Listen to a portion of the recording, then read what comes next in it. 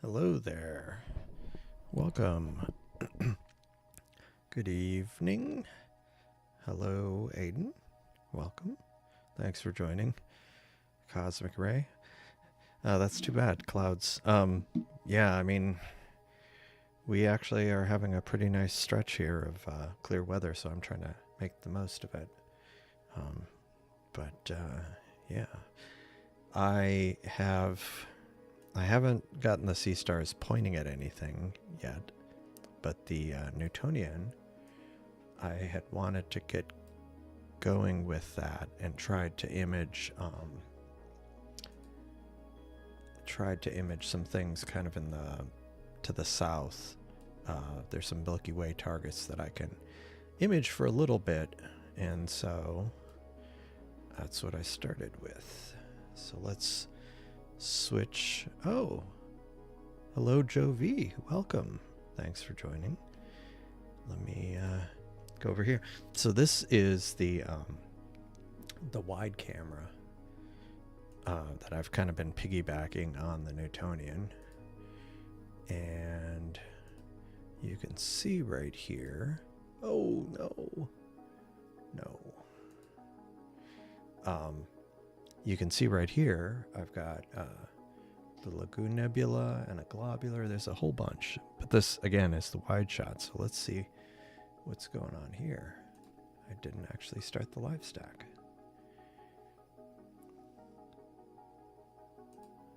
So, got M8, the Lagoon Nebula. 8-second exposures only. Wow, okay.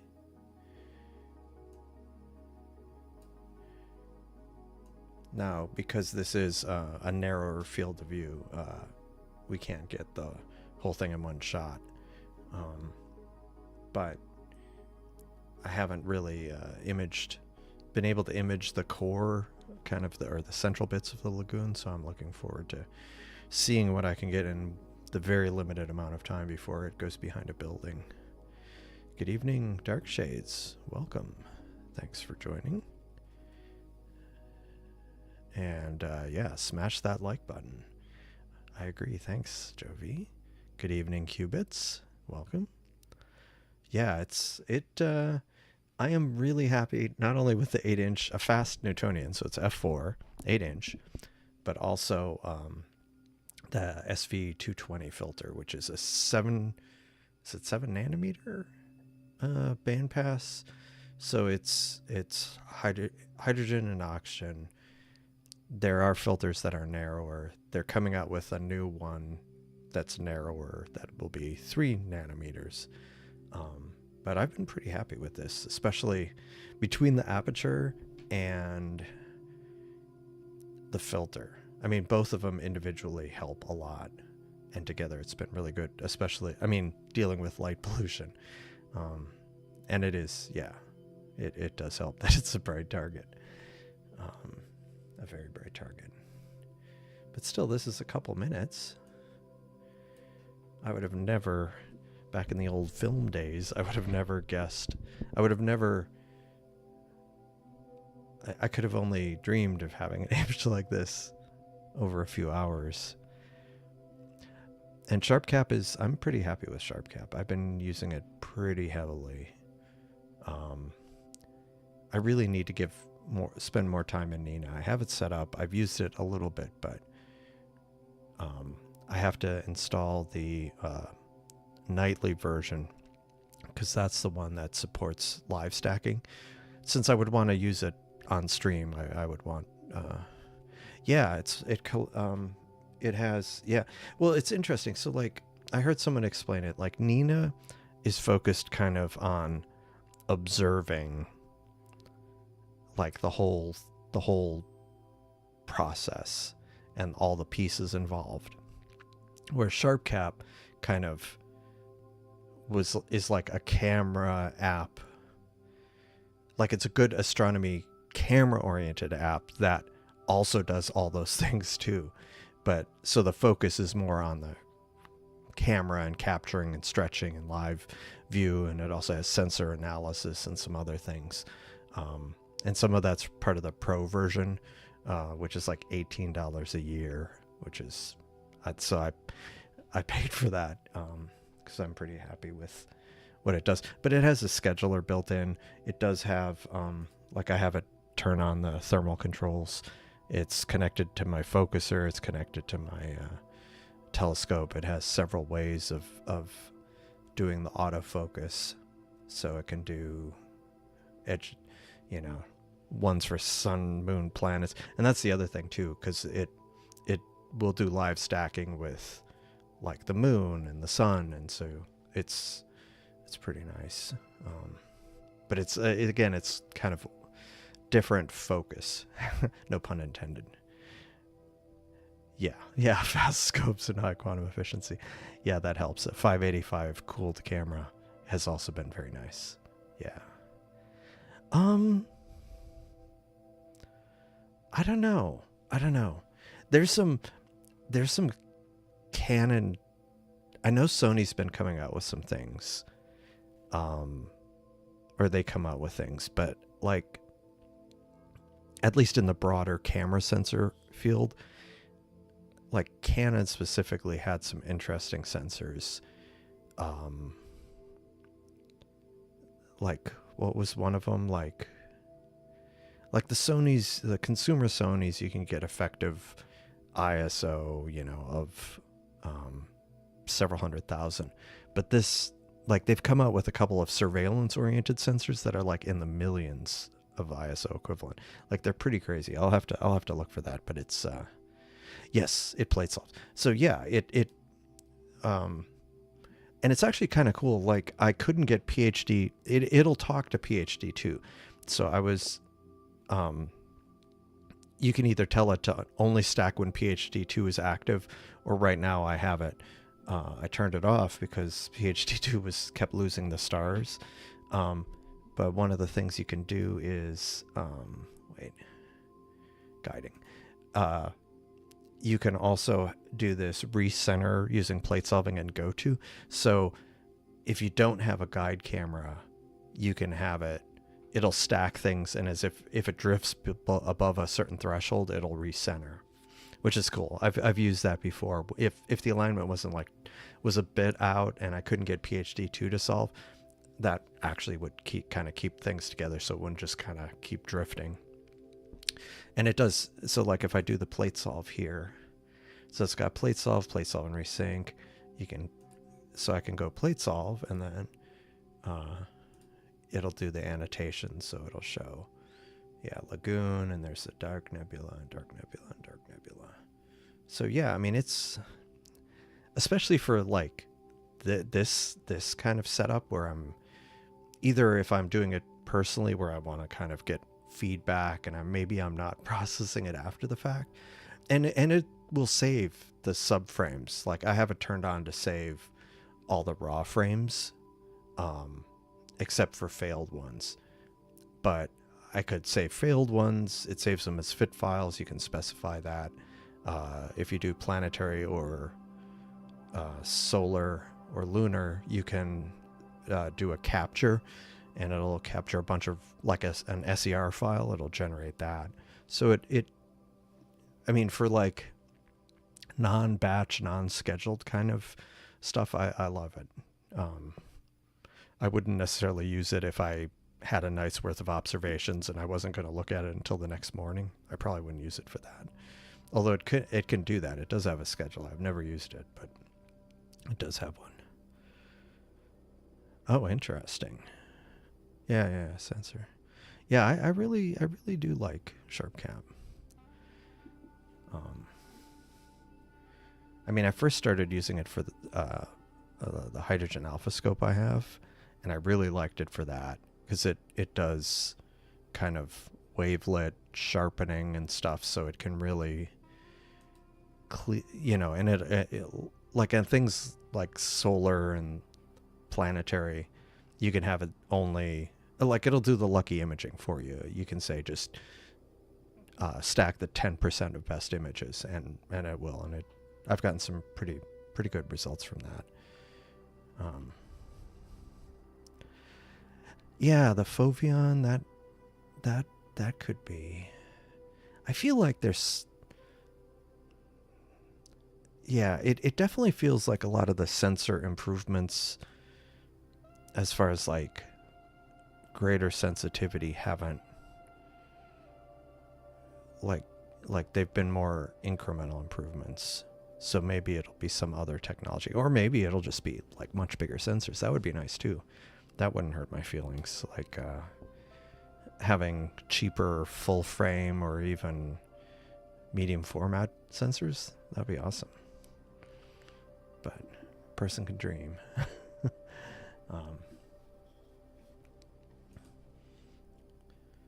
So I want to check to see how much time I've got left before this goes behind a building. It's not much, but let me look at the other camera, see what it's coming up with. Let me turn off all the annotations. Now again, this is unfiltered, this one, so I'm just happy that I'm getting any nebulosity. And I'm really actually surprised that I get so many stars. Even as low to the horizon as this is. This is also a 585 camera. So here's the Lagoon. I believe that's the Trifid over here. But this is not a cooled 585. It's just yeah, that's the Trifid right there. It's just a what do you call it? SV Bony, fairly inexpensive for. I got it because it was like the cheapest 585 I could. Because I like the Player One so much, I'm like, I would like to have like a secondary one, and you know, not cooled, but that I could still use maybe at the same time. I wasn't originally planning on. I was thinking originally I would use it on another scope at the same time, but now I'm using it on a different scope, piggybacked on the same mount. Oh yeah, and like I'm getting some nice dark nebulosity. I mean, this is broadband in my backyard. I am actually kind of surprised. Pleasantly surprised. I mean, this is just a 150. It's just 150. Well, it's just a 30 millimeter aperture, 150 millimeter focal length, but yet getting some nice dark nebulosity there. That I am very happy with that, really.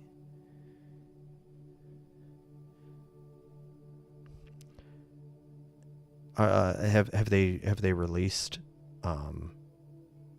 new ones? I'd seen something about Vera Rubin, but I wasn't sure if it was new images.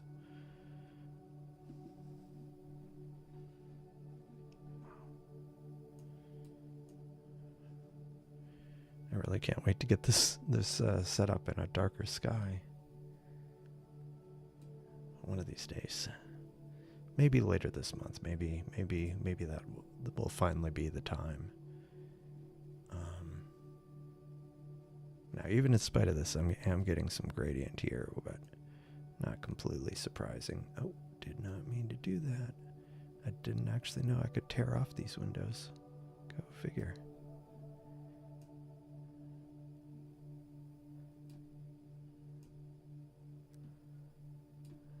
Did not know that.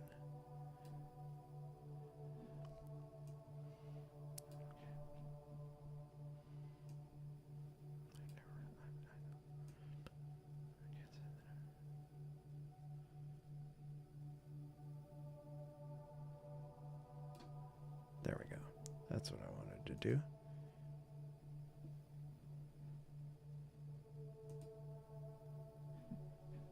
Yeah, there we go.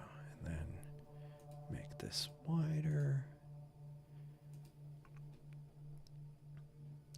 And I forgot that Para is live streaming over here. Do I have that open? Yeah, I do. No, I don't. There we go. Para's was imaging some stuff. I don't remember. But yeah, look at.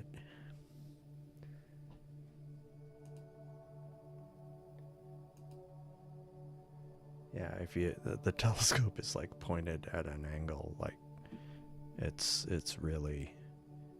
pretty low right now. How low is it? It is 33 degrees. I guess it's not that low. 33 degrees above the horizon, but it is about to go behind a building.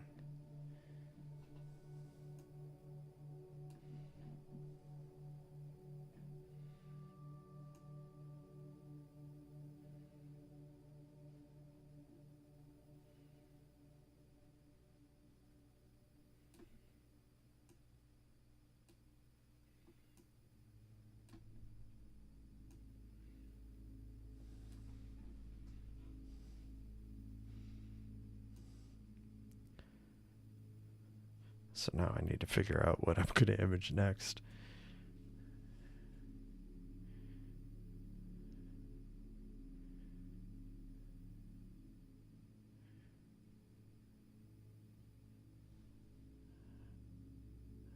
Yeah. Yeah, that's true.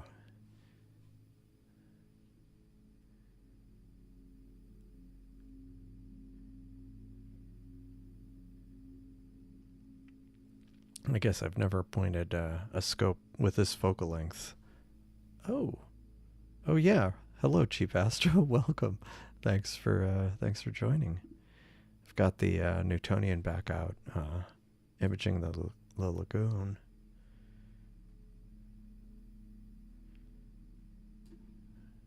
Zoomed in a little bit.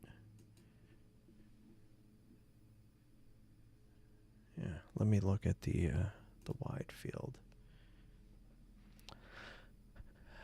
So far, I collimated it once, and I haven't collimated it twice. I've been trying to be careful when I take it off the mount and put it on the rack where I store it, and vice versa. I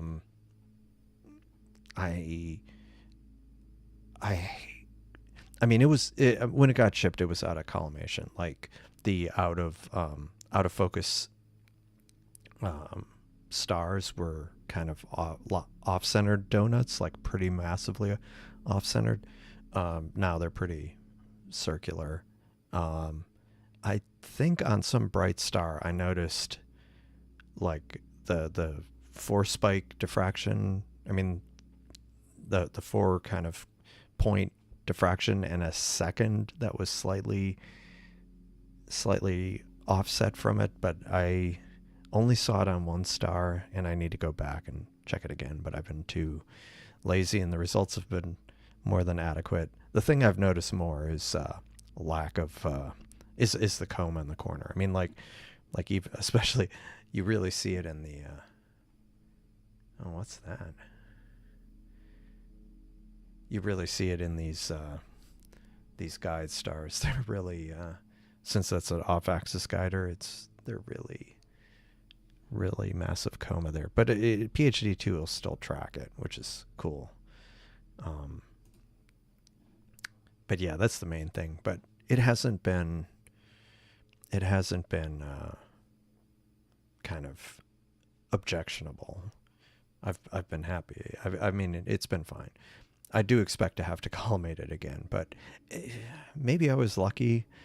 I know for years I remember hearing about collimation and stuff, and I could see where it's tricky, but honestly, it wasn't that bad. It took me a few minutes to really get it much better, but it wasn't like terrible. But I'm not doing like multi-hour, imaging and processing and then pixel peeping and looking like at the star quality. I'm just kind of I won't even say, I was going to say vibe astronomy. No. I'm doing more EAA, honestly, where I'm just kind of imaging it, looking at it. It's awesome. I capture what I want. Maybe it's some transient thing like an eclipse or a comet, which I need to image that comet again. Oh, yeah. Yeah. Okay. Yeah.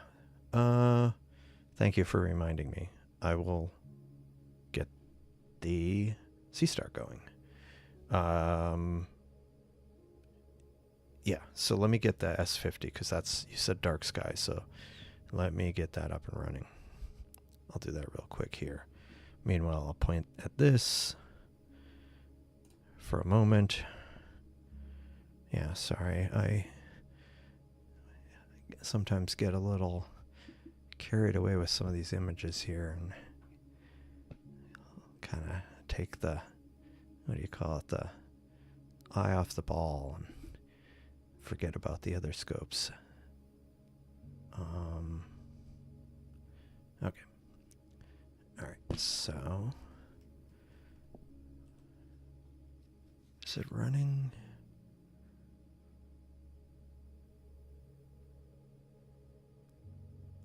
Let me make sure that it's up.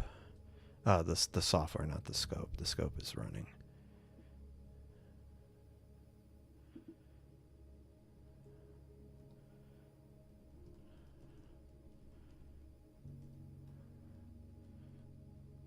Okay, cool.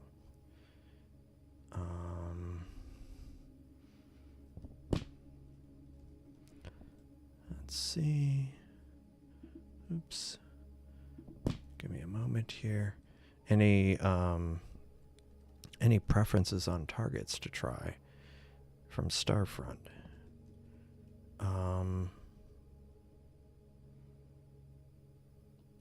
One that's let me go look at, I'm thinking maybe I'll just start with something nice and high in the sky. Maybe the Crescent Nebula, maybe? Yeah. Let me start with Crescent. That's Starfront.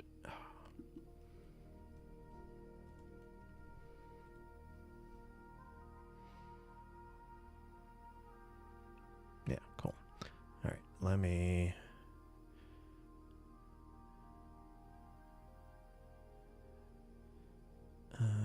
okay.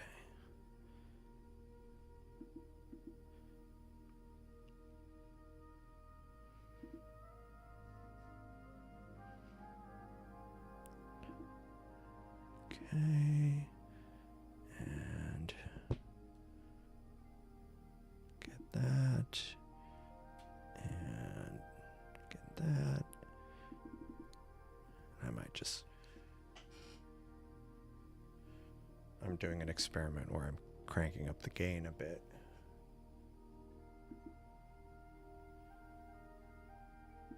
All right. Sorry, I've got a monitor that's behind the camera, and so I'm like trying to look at it. All right.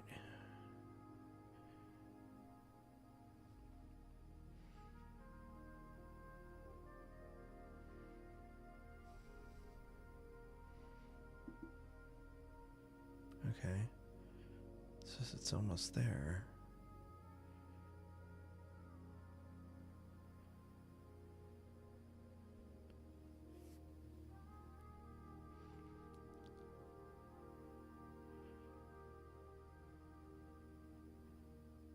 Nice. Okay. Let me bring up this. Got the...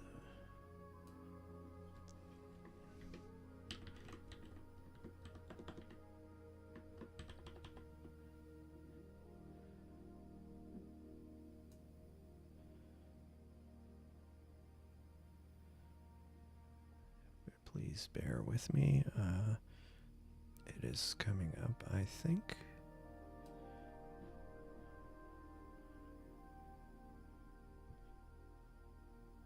Okay. Got one image. Hasn't started stacking quite yet, but it's almost there. Okay.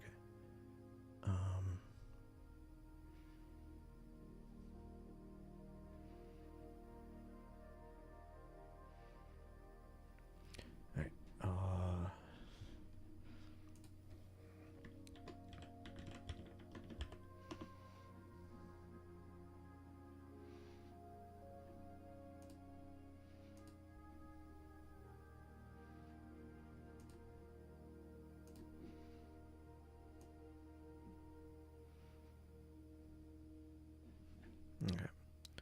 So it's just a few seconds in on this. Actually, maybe I do. You know what I do? What I should do? The moon isn't up yet, so let me stop this.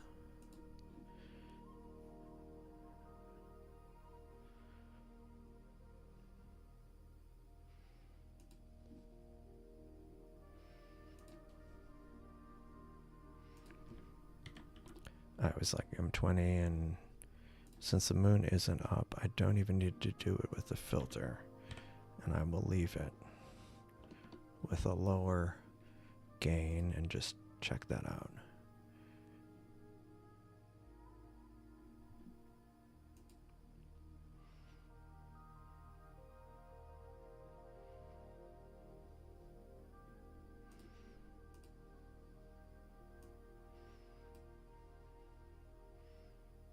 Now the question is, will that, and you can see it is quite a dark sky right there now. I think I'm gonna stop this in a moment. Oh, that's looking cool. Although I think it's starting to have building obstructions.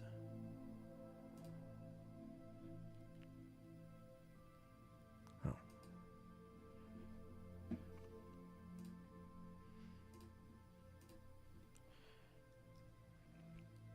Sorry, I should have had this up earlier. Okay, it's just starting to image. Alright, I'll leave that running for a sec.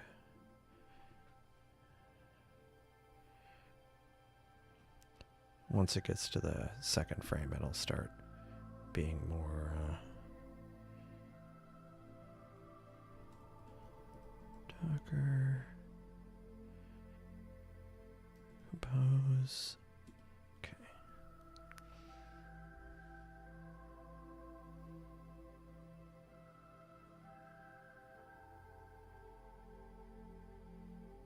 Sometimes the image lags. There we go.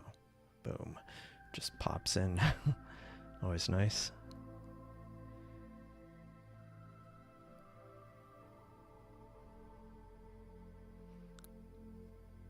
And of course we get a satellite. And this is with no filter and under a dark sky. So it's M20, the Trifid Nebula. There we go. Nice. Okay. So let me switch to this view. So this one is, it's the same thing, just different software. And so we can go...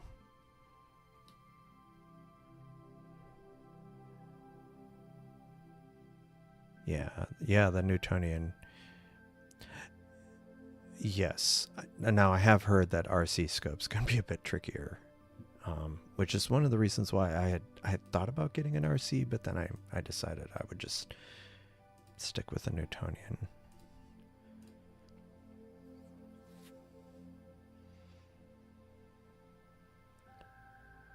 Yeah, the I'm pretty happy with the Quadro.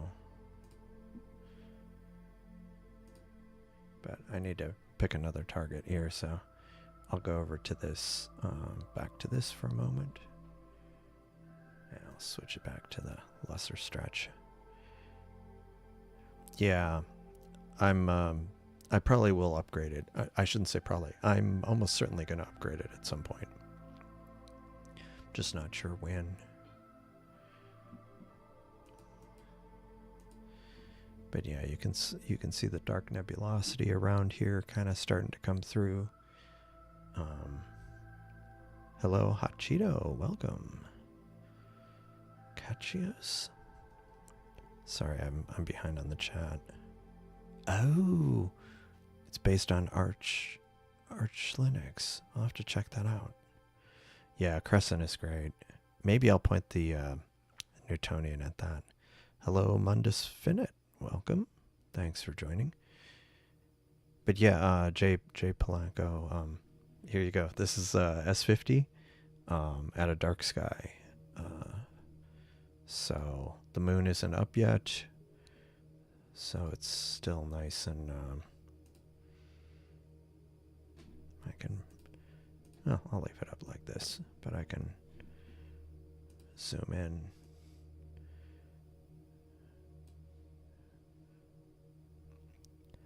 Have I tried? Actually, maybe I'll do that first. Maybe I'll try the veil. But yeah, I like the blue nebulosity and kind of this red. Let me check something here. Yeah, no.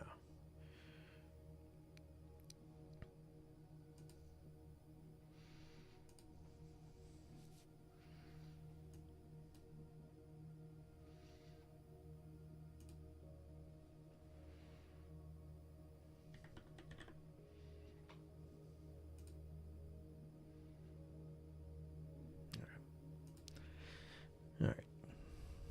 Yeah, I haven't tried the veil. Maybe I'll try that. I can go move the Newtonian. Yeah, that's looking pretty good, but I'm afraid it's probably about to go behind a building.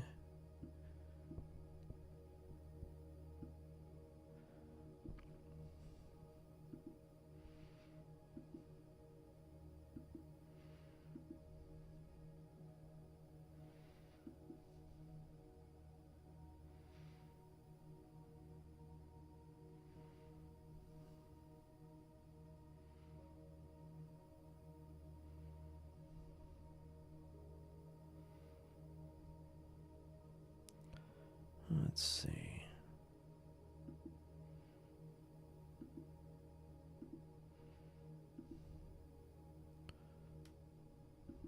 Okay. So I got about half an hour on those, so I will stop this. And so we'll try to do maybe the veil.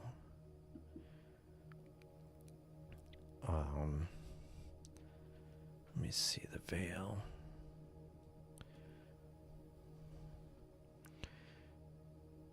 Should I do the east veil or the west veil? Anybody have strong? Yeah, I mean, especially, this is the S50, 5 minutes from Starfront, no filter. So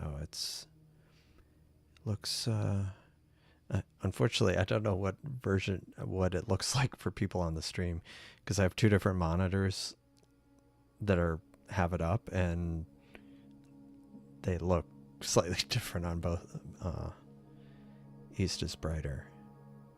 Okay. So let me try that then. So that's NGC 6996. Or 6992, sorry. So I'm going to do this off camera. And that's good, because then I can also... where is that? Did I close that window? I have a kind of a real-time view out there, and I want to make sure I'm watching it, because it's got a Meridian flip back. I mean, it's kind of like, well, what can I do when I'm not sitting right next to it? There is, in SharpCap, there is an emergency stop. So it will,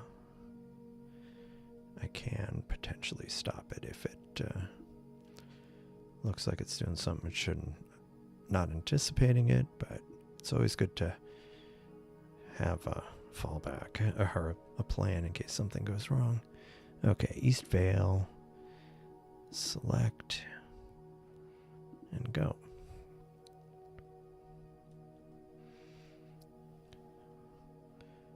Yeah.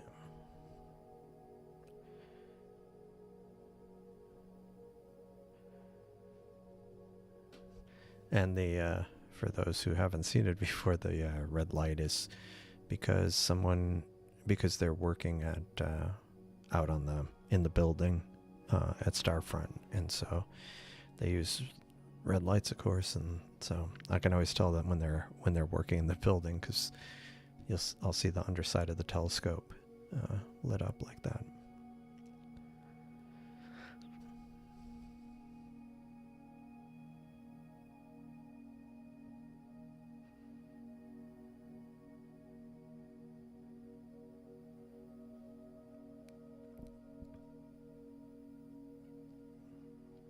Oh, interesting. That's interesting. I didn't realize that. That's cool. I mean, plus, from a night vision point of view, red light is better anyway, but... Oh, hey. Nice. Let me bring that up.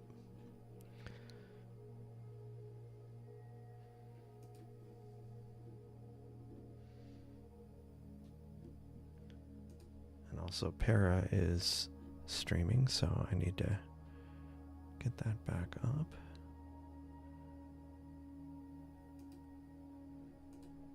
There we go.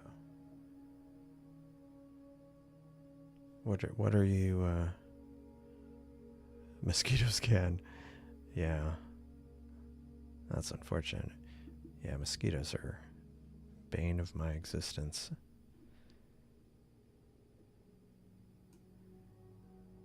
Actually, let me move this over a bit.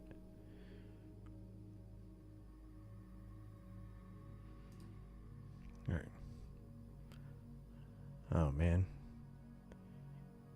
Yep, that's true.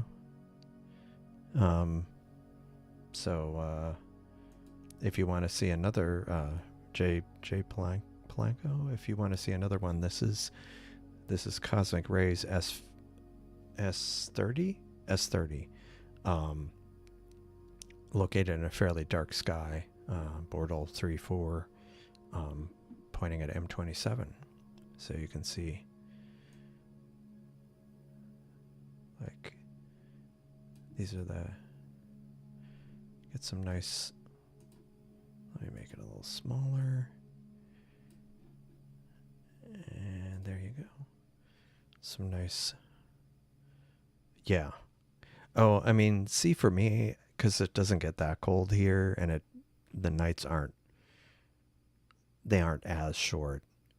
I mean, they aren't as long. The days aren't as short as further north. So it is like a few more hours, but I don't actually mind the winter here. At least here, where I am, it's often pretty pleasant in the winter. And we'll get occasional bits of cool air through enough of it that if we get a few of them, it kind of kills off a lot of the mosquitoes, which is good. So then you get a little bit of a break. Okay.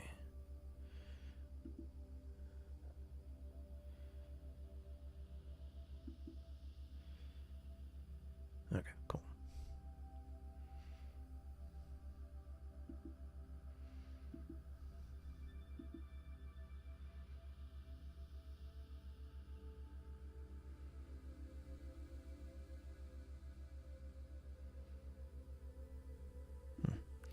All right.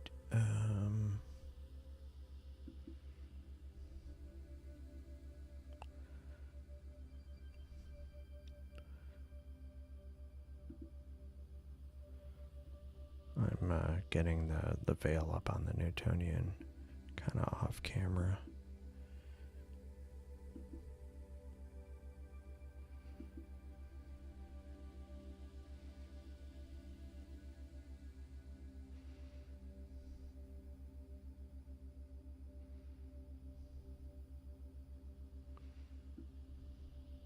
At some point I plan on getting a filter for, or the ability to put a filter on this 150 or the 30 millimeter scope I have piggybacked, because I think that would be, oh, nice.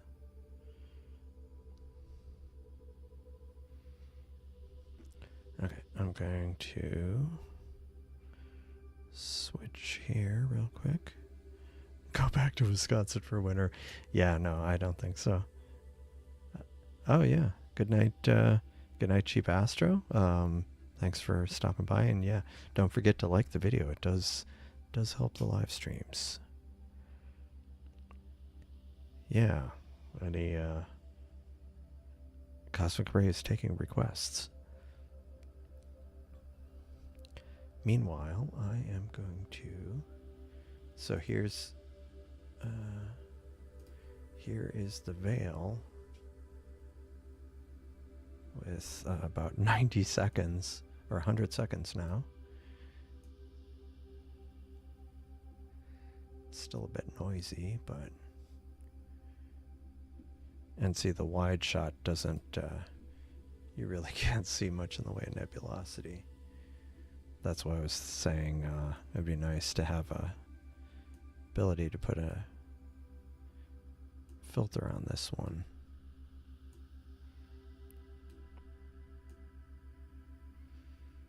Yeah, you can kind of see. I'm having a hard time grabbing and dragging this. You can kind of see part of the veil there, but I think it would really pop if I had, yeah. Again, I think combination of the filter and aperture definitely is helping me a lot. It's doing a lot of heavy lifting there.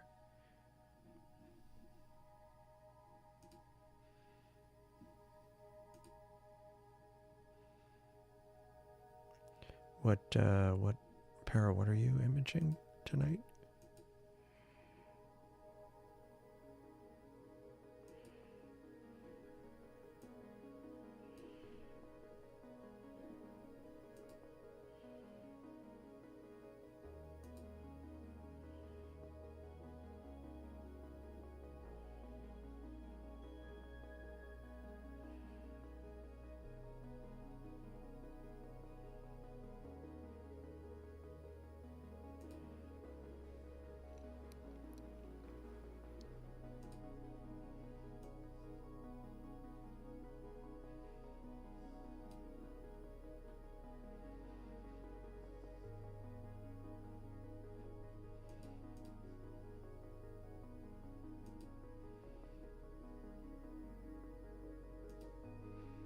WR134. Cool.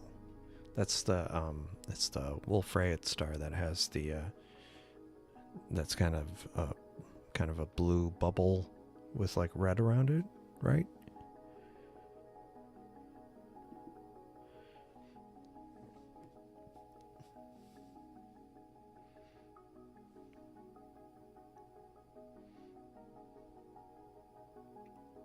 Ah, cool. Is that a narrowband target or a broadband target?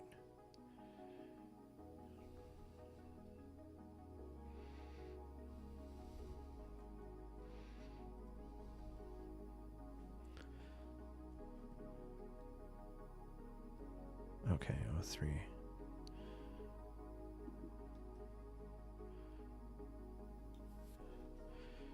I wonder if I should give it a go. What do you think? Should I give it a try?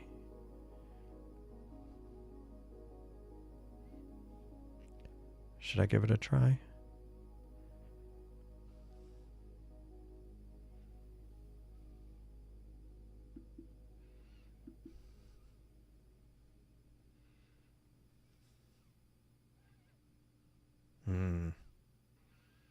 That might be tricky then. Yeah, well, let me give it a try. I mean, because really this veil has, I mean, already, I mean, it's grainy. If I did more time on it, it would be less grainy, but still pretty pleased with that for 6 minutes. And you can see, I probably could I get the whole veil in one shot with this? I really need to get a filter on this.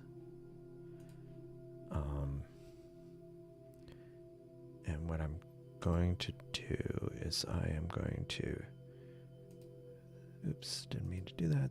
See if I can actually get this thing to start tracking.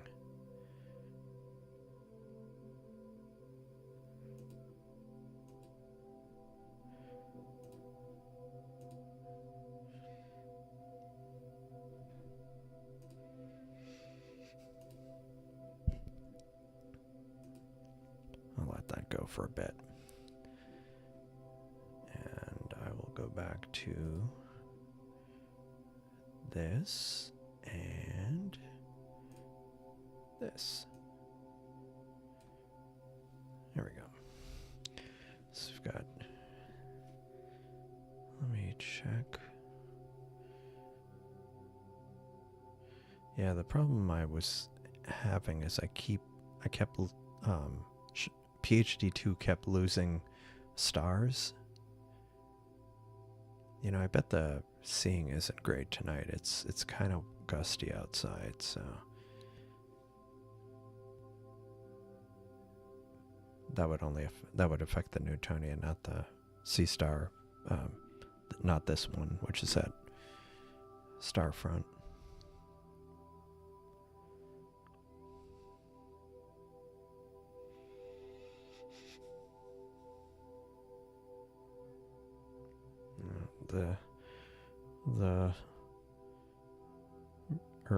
The moon is, I see, already blazing in cosmic rays all sky.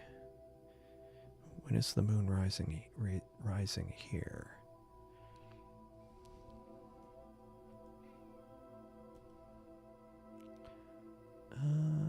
It has just risen here, but it's behind a building, so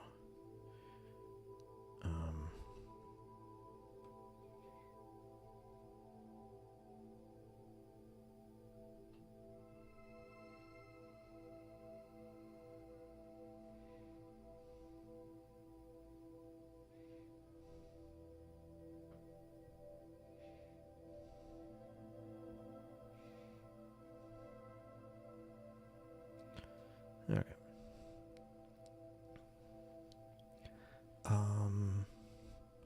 Let me see if I can look up this Wolf-Rayet star, or this object.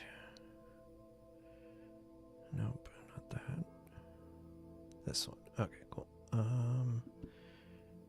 Go to target, and this is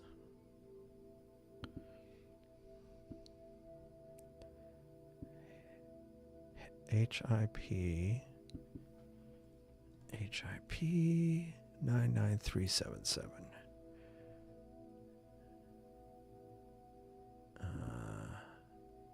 That didn't work. So let me try the HD catalog.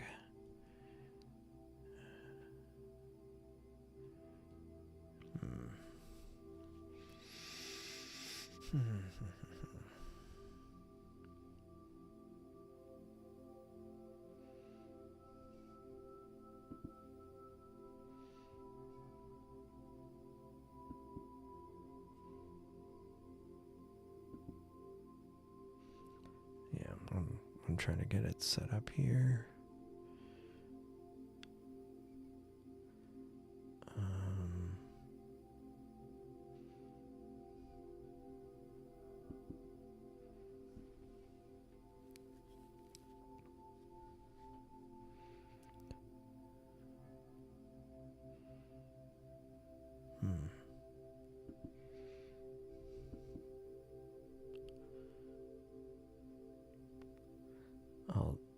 check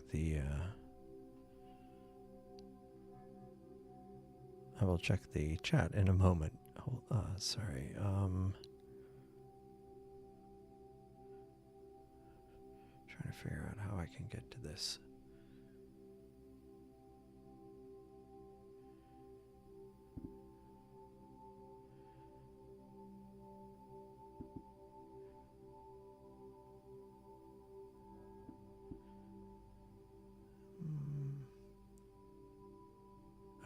There's an NGC object nearby. 6883. So I can go there and then maybe move it.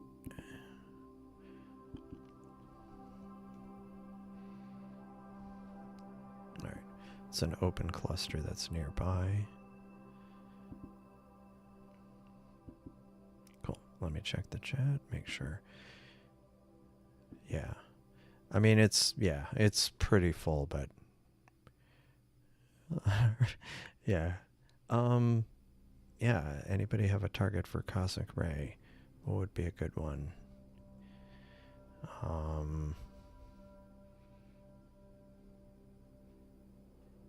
I mean, yeah, I don't know. Surely someone has a suggestion.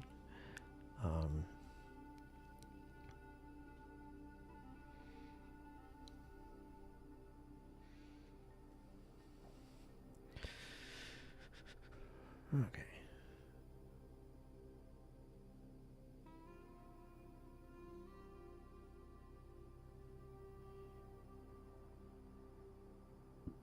Okay, cool.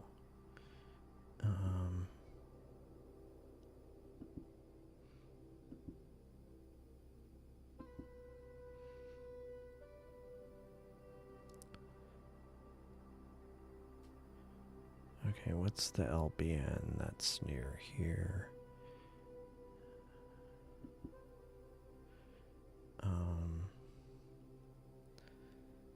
LBN 182.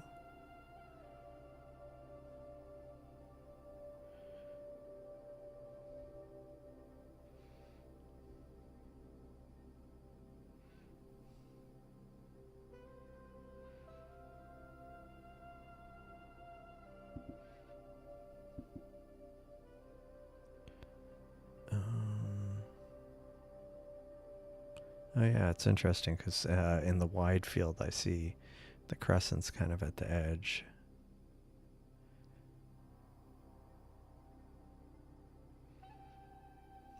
All right.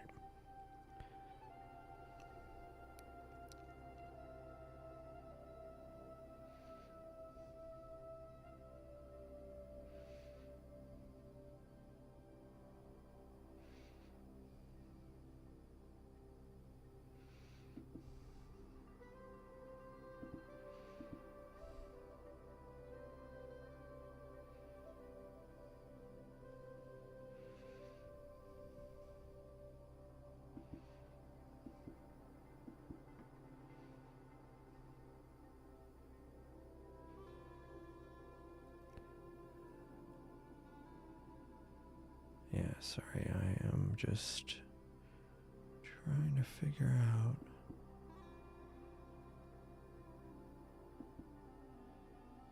Nine 9377.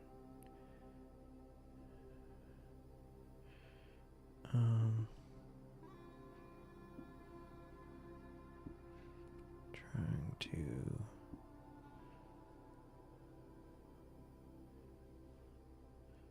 Nine.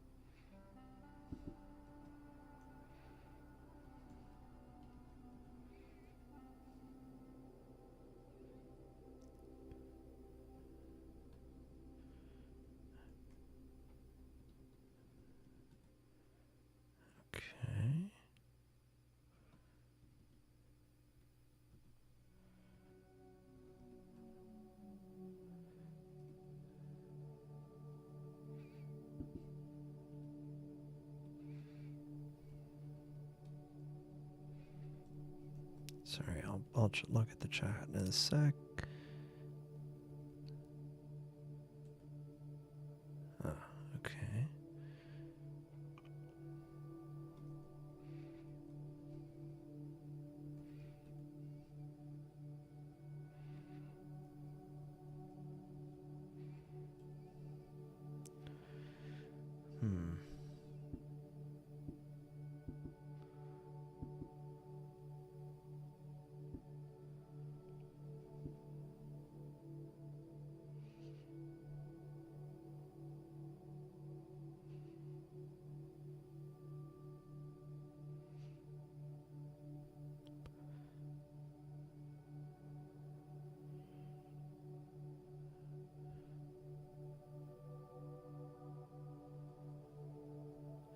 The dilemma is how to get that in the field of view because it's not in the SharpCap catalog.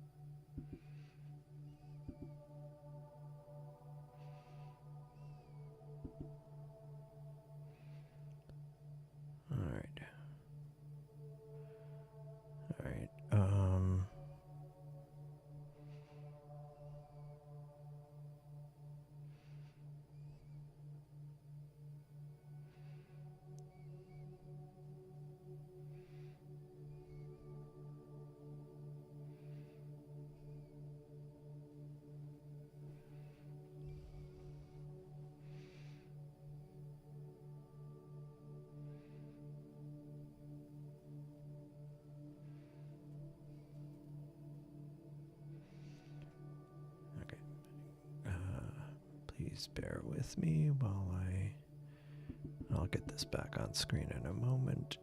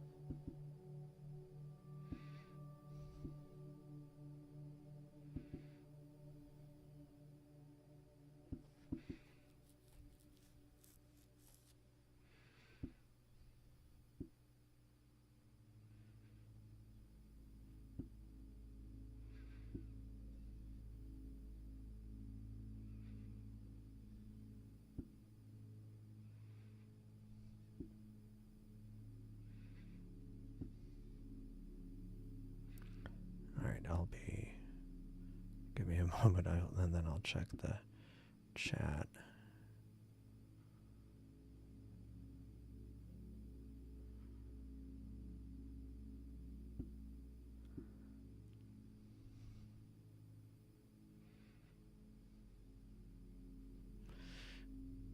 All right, sorry. Let me go back to the chat. M13. Do you have the HD? The problem is it only has some of them. It only has some of the HD. Let me double check that one.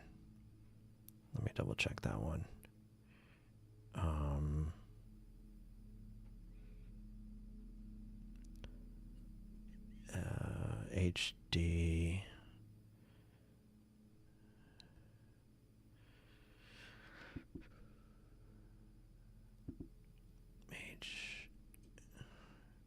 D2208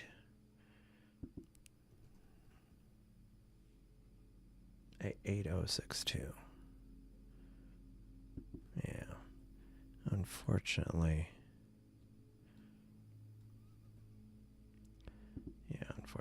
I do not have that catalog. But I think I'm kind of figuring it out. Give me a sec. Get back to the chat. Oh, hello, AstroChris. Welcome. Thanks for joining back for a few minutes. Welcome back, Joe V. V7. 17 V1769. I need to fix that because that's my only. Wait, V17. Of course, well, V1769 is not in that. It's one of my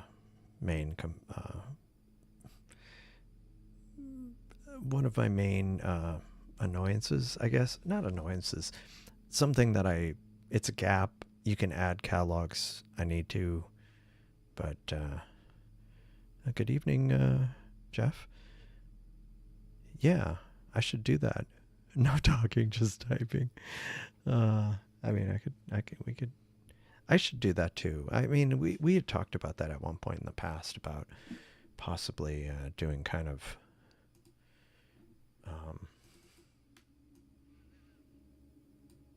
something where others were on. So I've got HD. I've got this one, which is kind of close. The problem is I don't know even which direction I'm looking at here.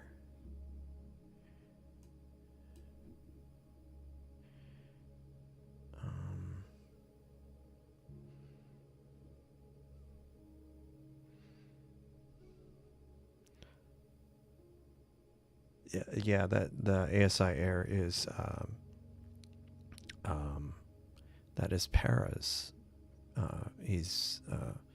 Para is streaming on chat and or streaming in Discord, and I brought it in. Yeah,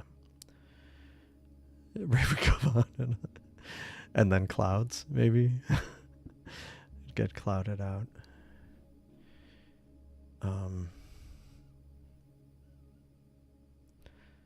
Such is the way.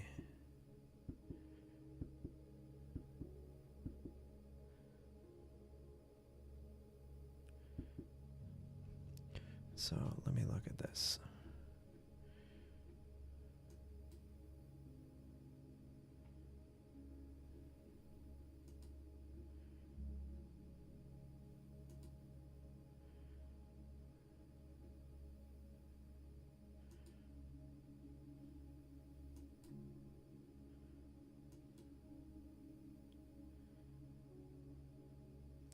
Because based on what I saw in Stellarium, that Wolf-Rayet star is about if I put the, let me take a sip of water.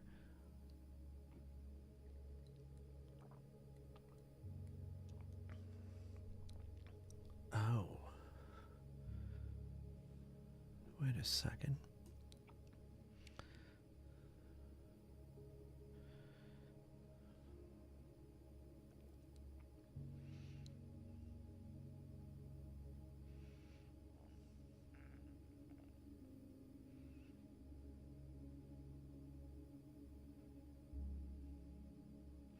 I'm just looking at star patterns here, trying to figure out.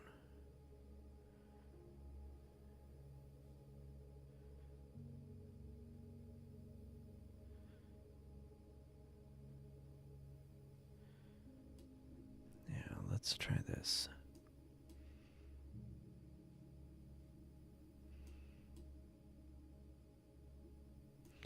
I definitely need to get a better catalog in place.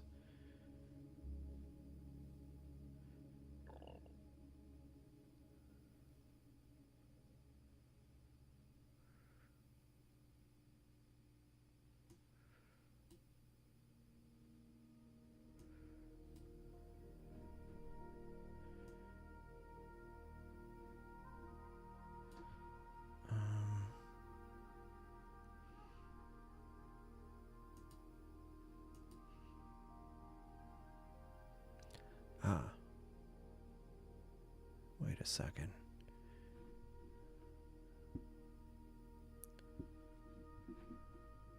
I forgot about this. Down, yeah, that's funny. down and to the right of the image. So yeah, I'm heading the right direction. So basically between this star and this NGC 6883, the Wolf-Rayet, that area is basically kind of midway between.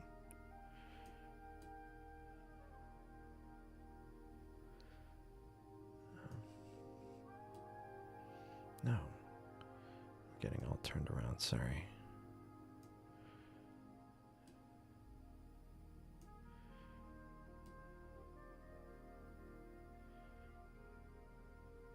Yeah.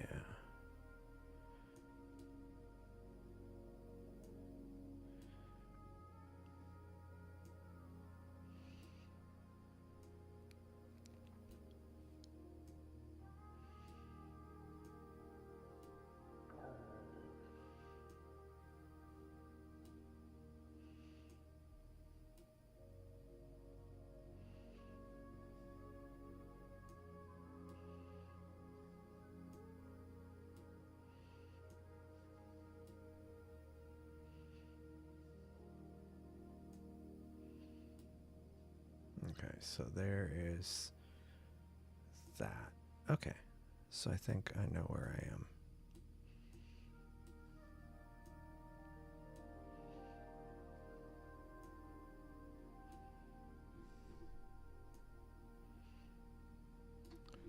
Sorry, give me a sec here. 99303. Okay.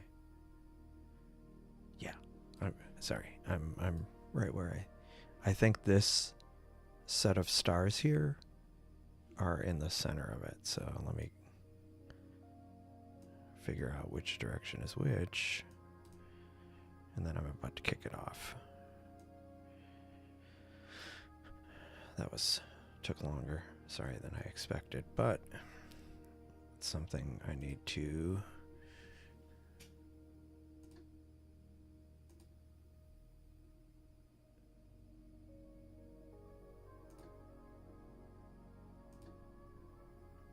I might not be able to guide, that's fine. And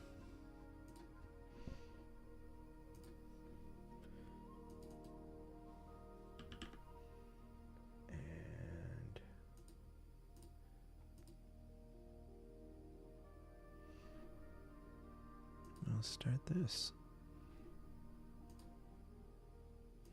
All right, I'm back. Yeah. Oh, Jeff's got a stream up there? Sorry, I don't always get notifications, so thank you for telling me. There we go. Oh, nice. So Jeff has the Omega Nebula using, if it's the same setup, it's on a Seestar S50 with the images getting copied over and stacked on SharpCap, using SharpCap. At least I think that's the setup.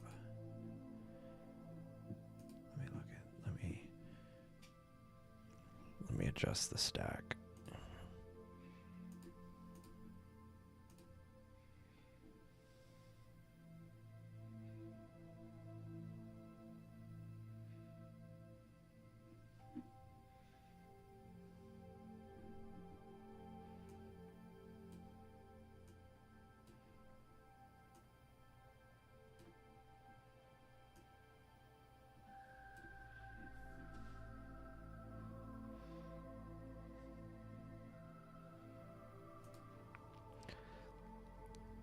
Yeah, it does take up the whole frame, and yeah, it's kind of comes through faster. Let me shut off this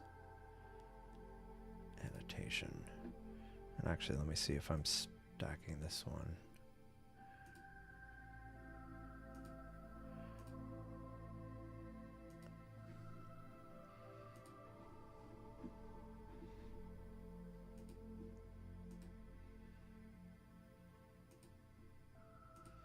course, this is unfiltered, so this probably will be a whole lot of nothing.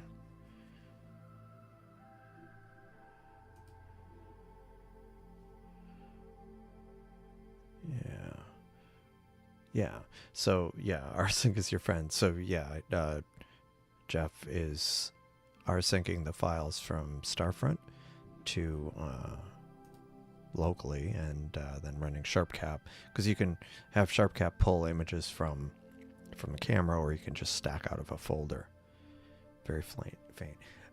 Unfortunately, the monitor I'm looking at this on is particularly bad, so does ASI airwalk your dog? Oh, yeah, I don't know about that. I mean, honestly, the Seestar software is very similar to SharpCap. I mean, SharpCap. The ASI Air software is similar to the Seestar software as far as some of the underlying bits of it. It's basically, yeah. And hopefully, maybe eventually, the Seestar app will have as much as the ASI Air has, or similar.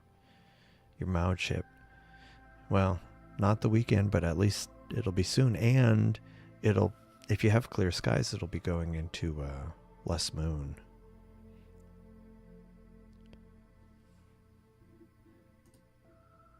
Oh, this right here? Is that what you're talking about?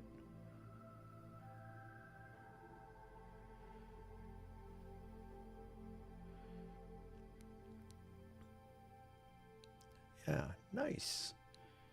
See, I haven't looked at this object near as much, except for the stellarium version of it. That's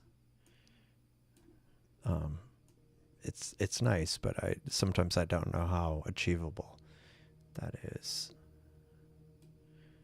Just trying to figure out.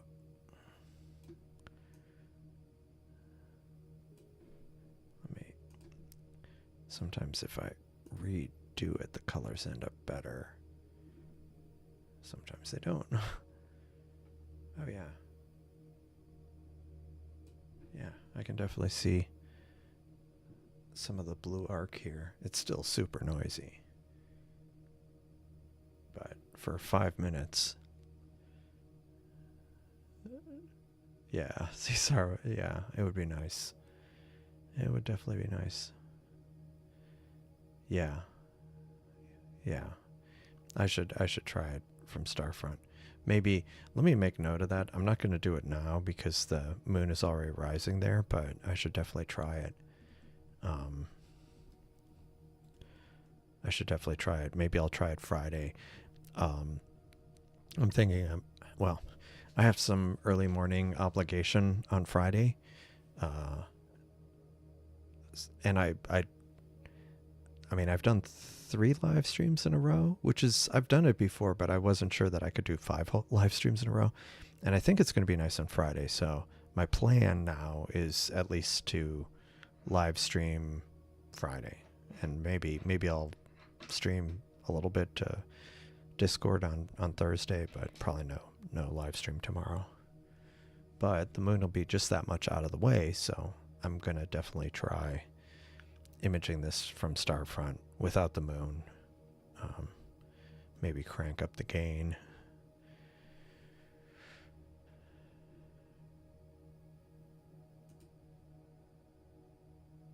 Yeah, this. Although I am pleasantly pleased at, like, I guess dark nebulosity I'm picking up with this, which, given my light pollution, I wasn't really expecting.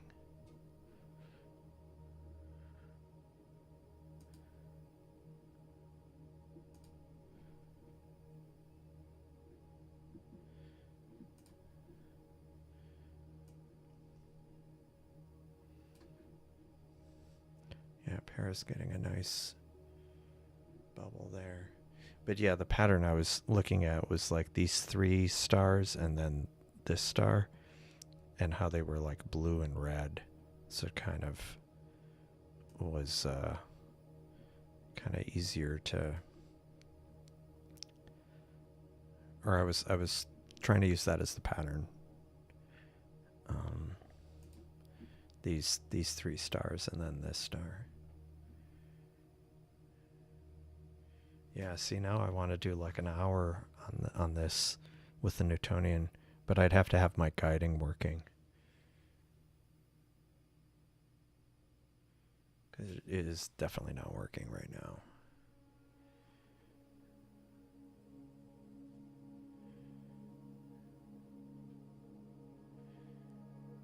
And I think I'm a little out of focus too. I shouldn't say I think. I'm a little out of focus. You can see it in the corners. Maybe that, yeah, I don't know if I bumped it or what, but you can really see it in the corners. See the, I mean, that's the one thing about Newtonians. Well, on other scopes with a central obstruction, when I start seeing, I mean, some of these are just kind of the coma, but I swear I saw some that had like donut shapes. So this focus might be a little out. Yeah, like this looks like it's a donut. Anyway.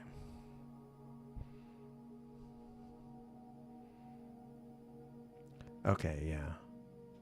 Yeah, it's one of them. Oh, man.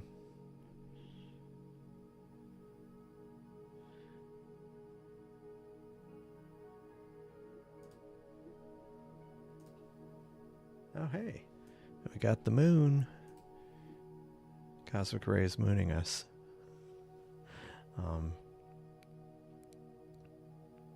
Yeah, that's cool. Good night, Joe V. Thanks for joining. Good. Yeah. Yeah, walking noise. Yeah, it's definitely got.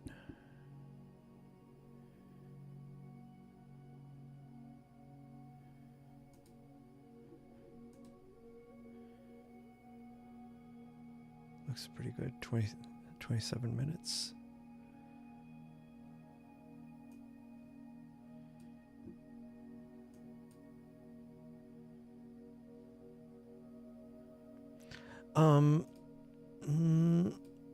Theoretically it should, but in practice I think it won't.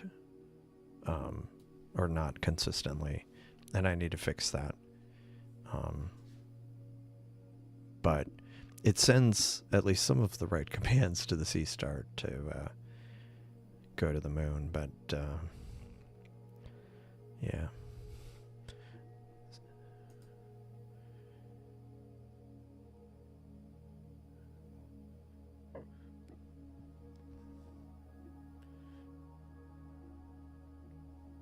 Forgot I still had this one going.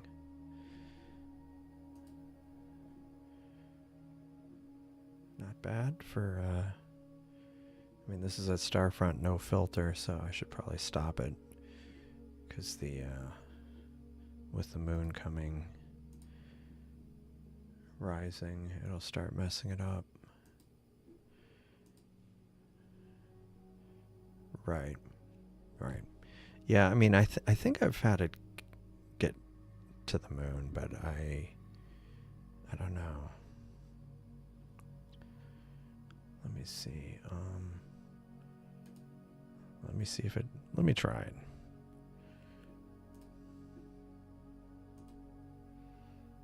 And we'll see.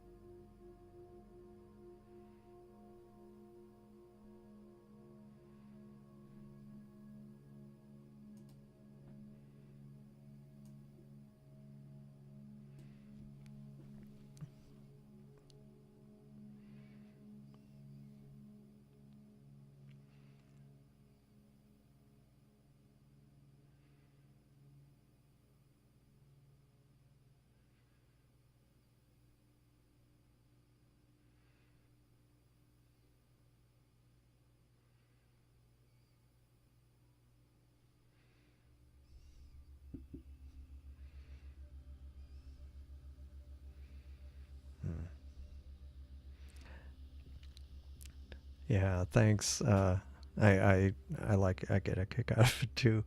Um, there's still some tweaks I need to make to it, but yeah, I've been pretty happy with it. Yes, this is the all sky at Starfront, or this all skies at Starfront. Sitting underneath my Seestar, looking up. Um, yeah, I think it's not finding it.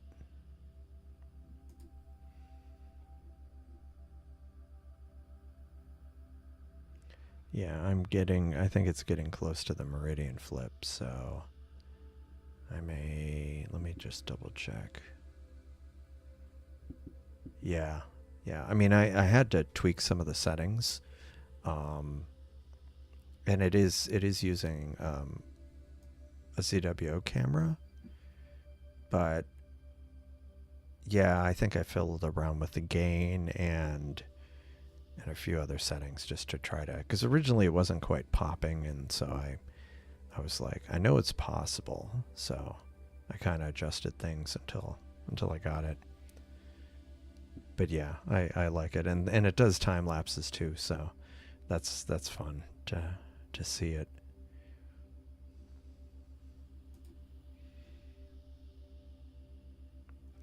So what I was gonna do is,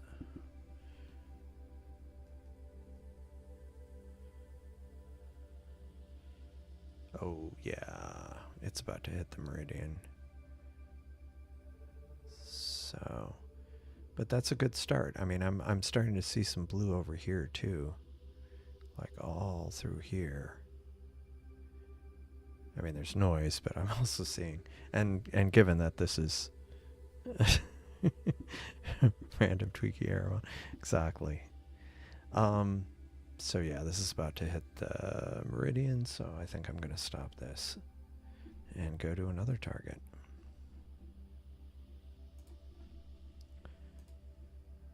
Let me see.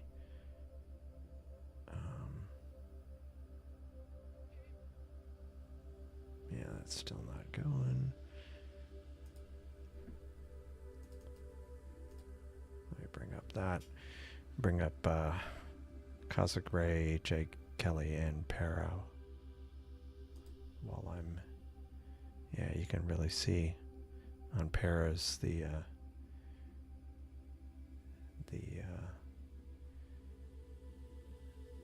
blue nebulosity there.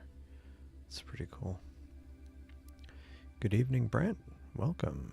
Thanks for joining.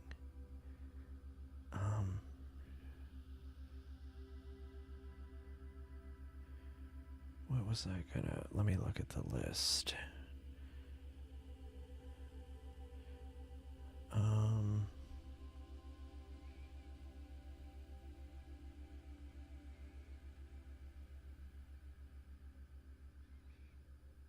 Actually...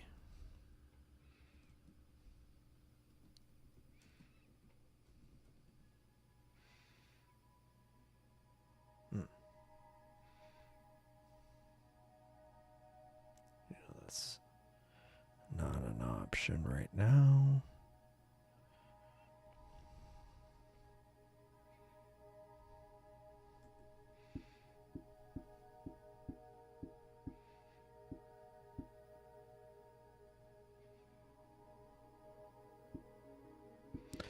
You know that I haven't done this. I'm going to try the elephant's trunk.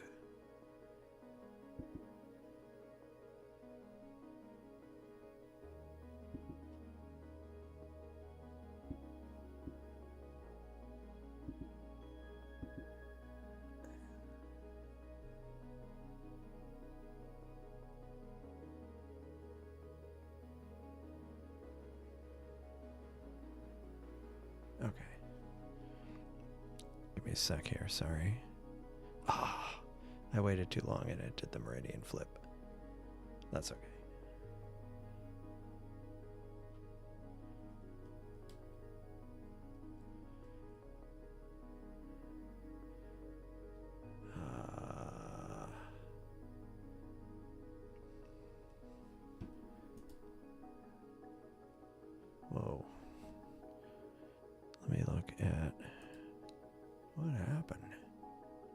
I guess it's behind something.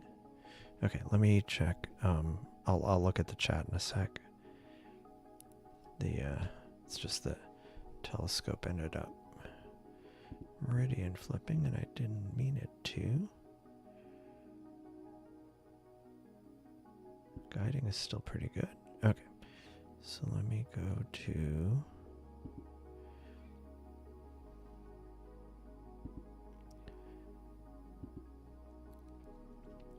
I'm gonna go to NGC.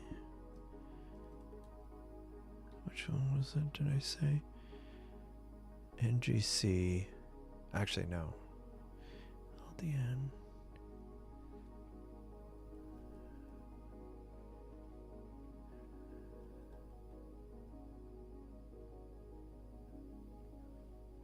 Okay. Let's see if this works. All right.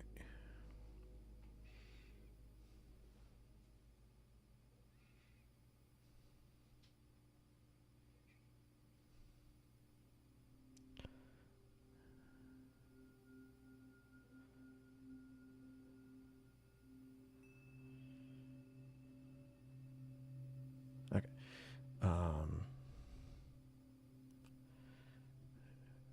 Dropped an all sky animation in the live stream folder. Let me take a look.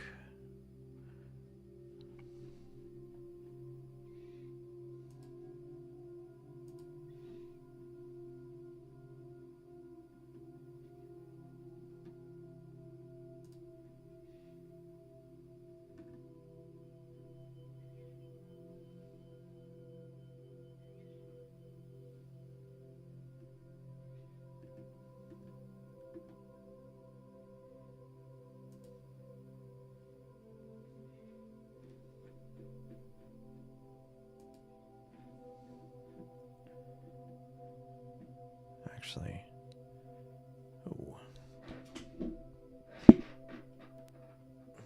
Mac was about to run out of battery. Which live stream folder? Yeah, nice. Welcome, Brent. Yeah, I know how that goes. Work interfering with hobbies. Clouds. The bane of our existence.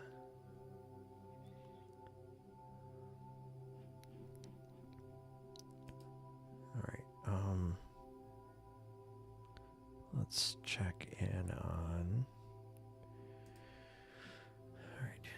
I think I got it to where it needs to be.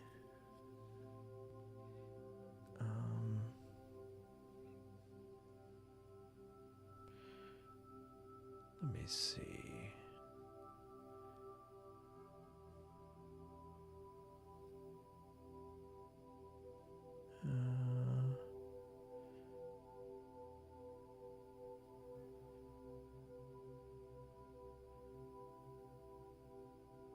Yeah, because the field of view is so narrow, I'm kind of guessing here on the exact location.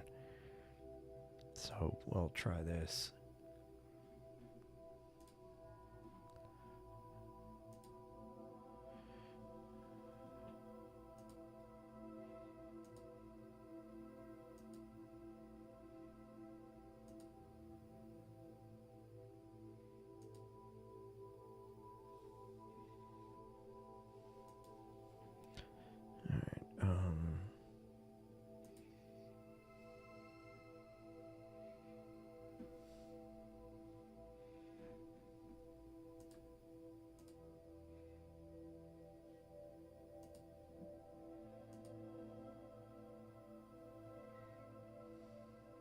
Okay, good. I got kind of the general area I was hoping to. All right.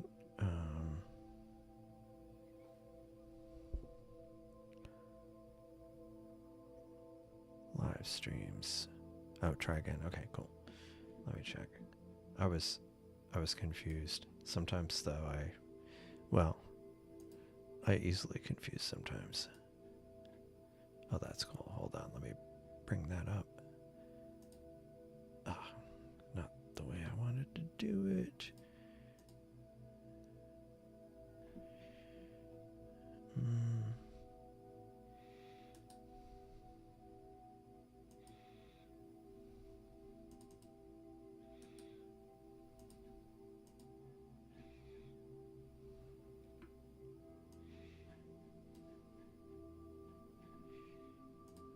There we go.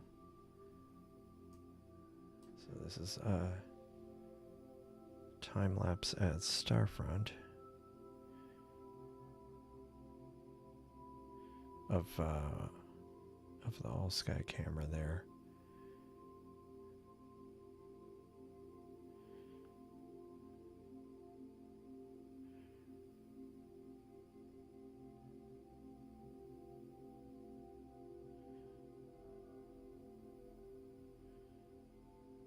That was obviously on a moonless night.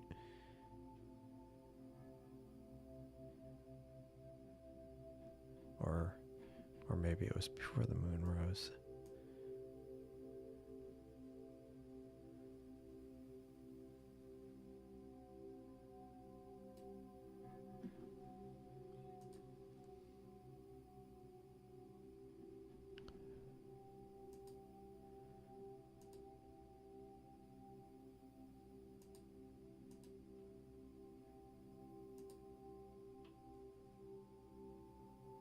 Was that like a firework or something?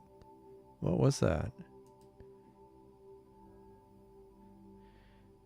Or was that a fireball? It couldn't have been a fireball, could it? Because I see smoke drifting away from it. Do you see that?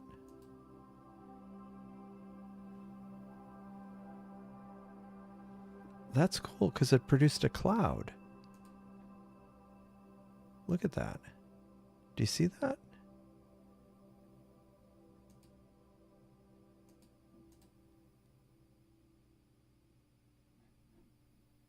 It's like it...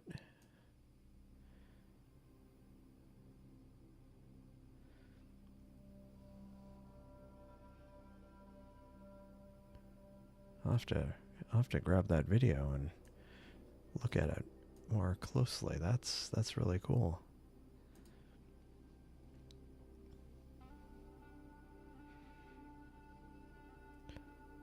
That stinks. Yeah, I do need to link it up. And I am imaging the elephant trunk, or at least a very cool small part of it.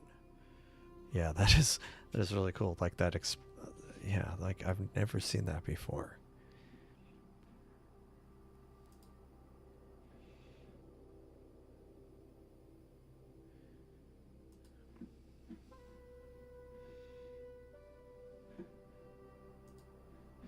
You know when it does that, where I try to pin it and then it ends up resetting.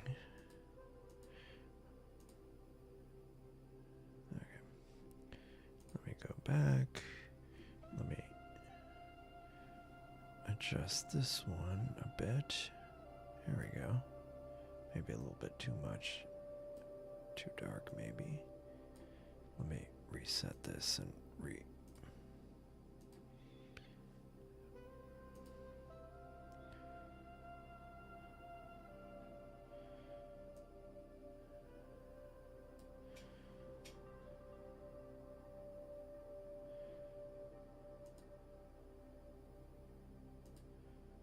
There we go.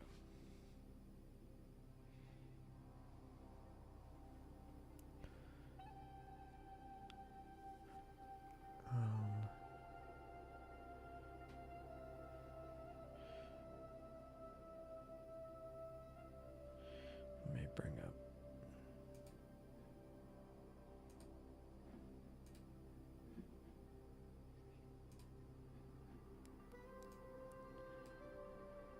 Got the Pac-Man Nebula and the Omega Nebula.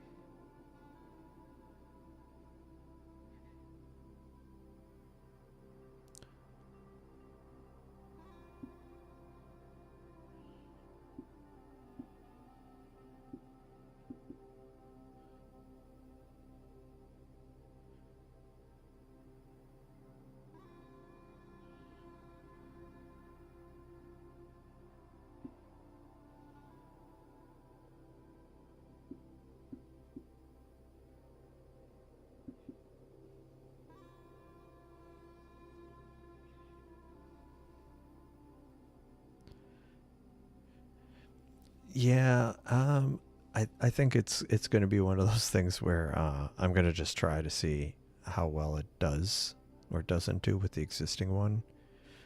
Um, I guess since I know some of them they say not under F4, some of them, yeah, it'll be F3, so we'll see. But if it ends up like having issues, I'll have to get another filter. But we will see.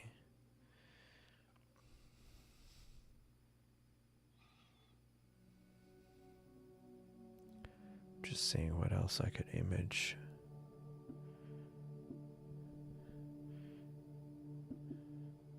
That might be too ambitious. I was looking at the flying dragon, but it's probably really faint.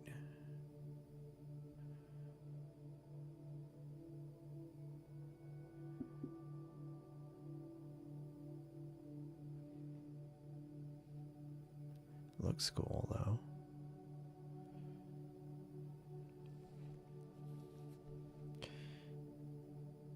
Ah, right. Yeah. Yeah, I guess it's kind of incrementalism. I'll get the reducer coma corrector, the nexus, and then see how the filter does and kind of go from there. I mean, if it's, especially because of like what I'm doing, if it's fine for the EAA, I mean, I might just, you know, get one eventually, but maybe not immediately. Yeah.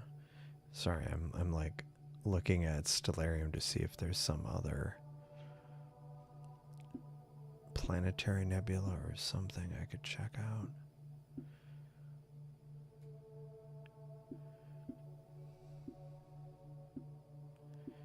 What is that? Pac-Man? I did Pac-Man.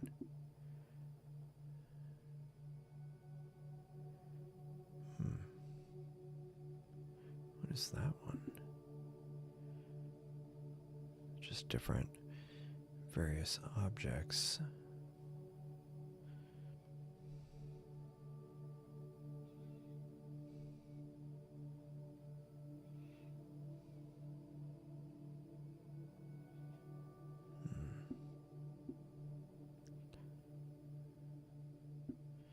I did the blue snowball.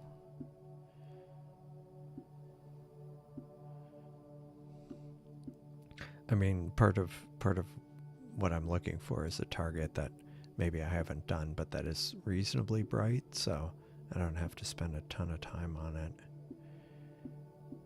Mostly because I'm not 100% sure about the...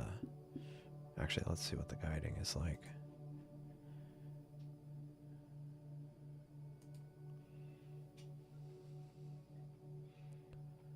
Oh, not bad. 0.71.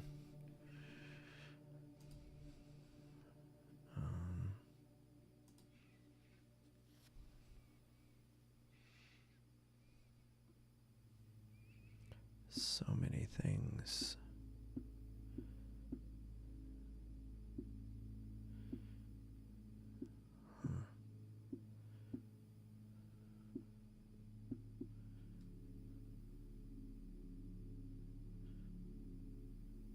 That's cool. Kind of small though. I was looking at the Saturn Nebula, which looks kind of like Saturn, but it's tiny.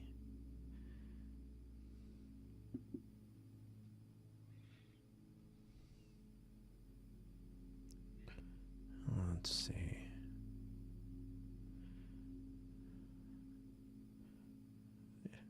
Yeah, that's true.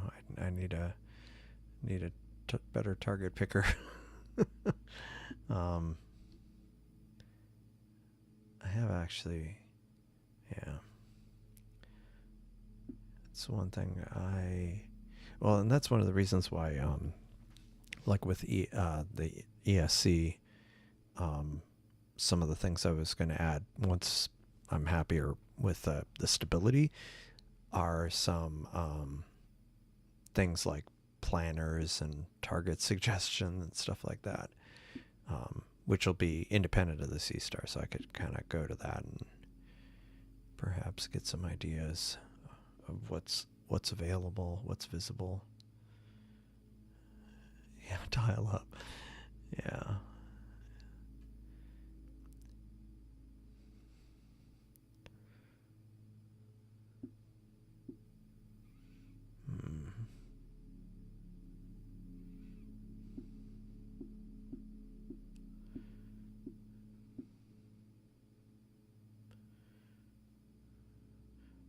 I'm also looking for stuff that isn't too close to the Meridian. Actually, I was doing this the other day. Yeah. Let me try this. Yeah, that would be... Yeah. I was, last night I did part of the North American Nebula, so let me do that.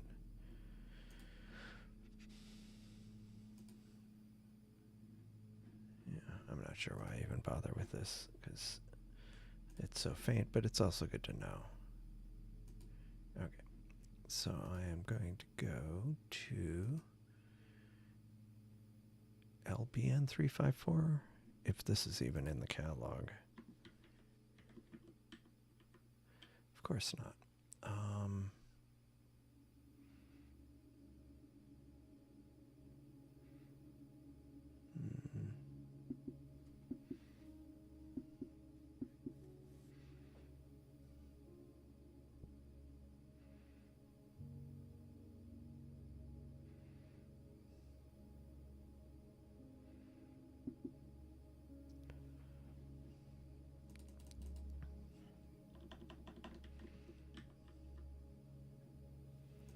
All right, select. We'll try this. And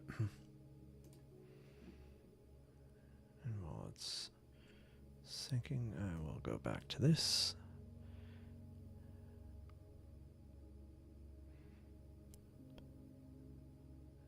Yeah, that's pretty cool.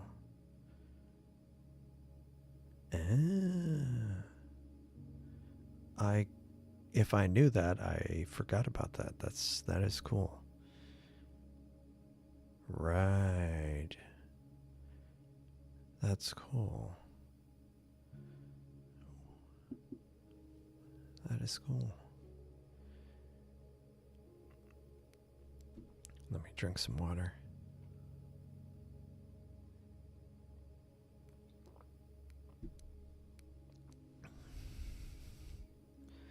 I'm wondering, so today is the 10th.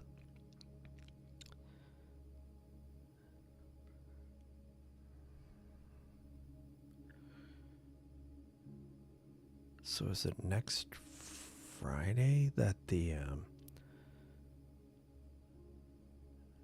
next Friday I think is the next Friday is the not this Saturday, but next Friday. Next Friday will be the Titan transit of Saturn. I was just kind of looking at that. Okay. So let's see. 355.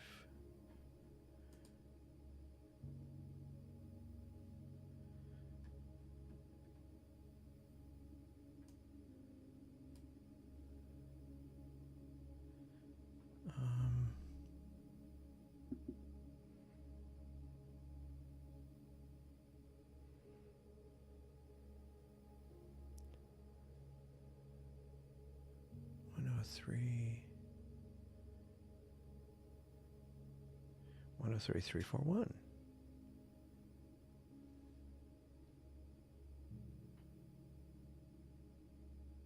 Okay.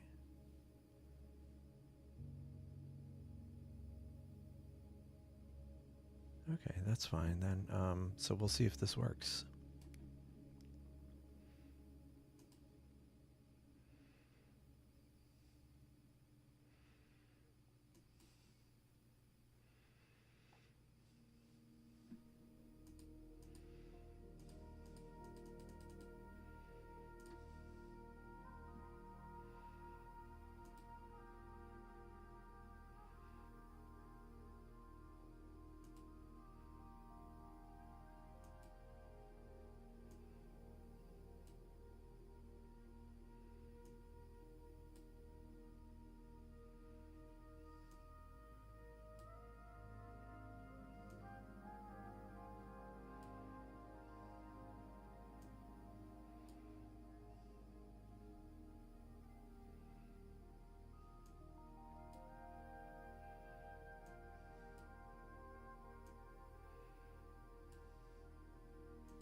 Okay, so we'll see if this works.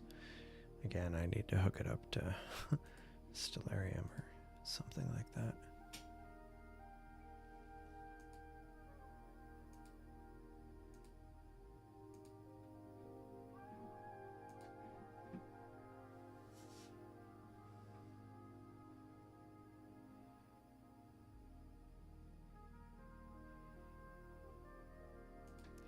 Okay, so I'm gonna real quick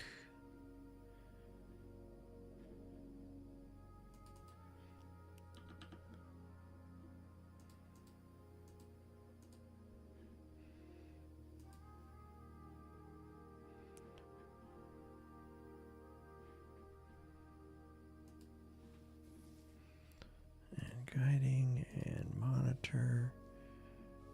All right. Cool. So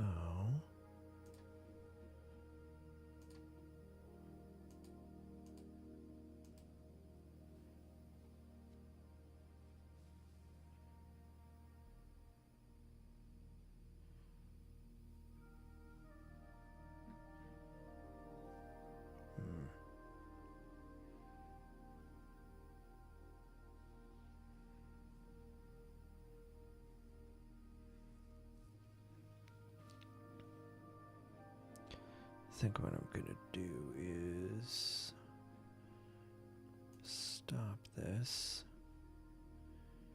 and crank up the gain. There's method to my madness here. What I want to do is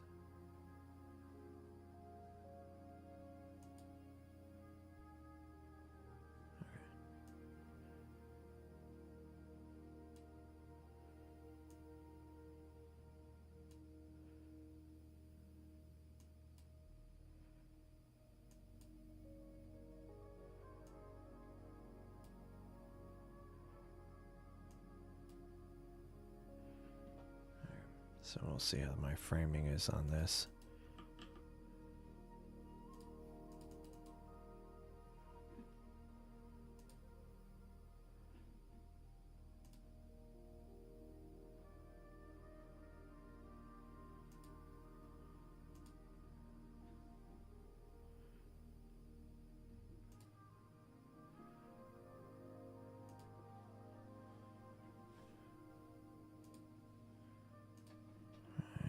Also stack this one.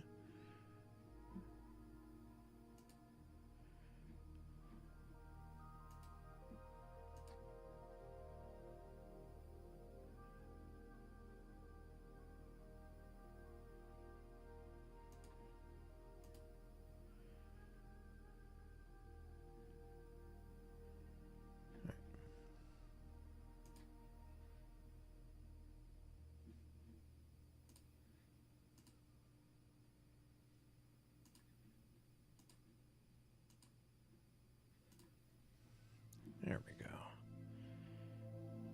There we go.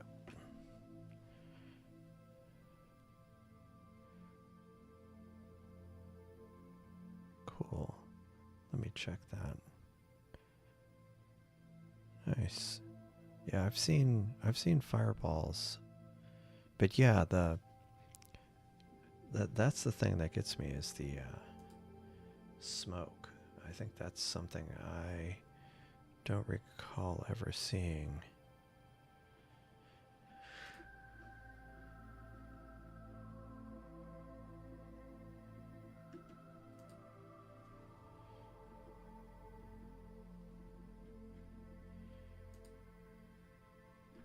Yeah, so this is from Jake Kelly's, yeah. Oops. So there's the fireball.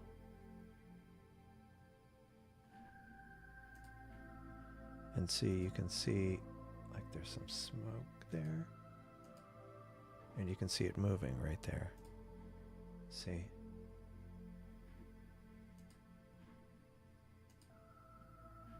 Like that wasn't.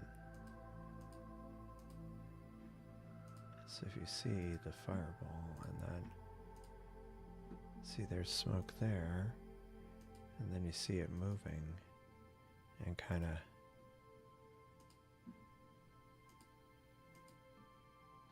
and then kind of moving more.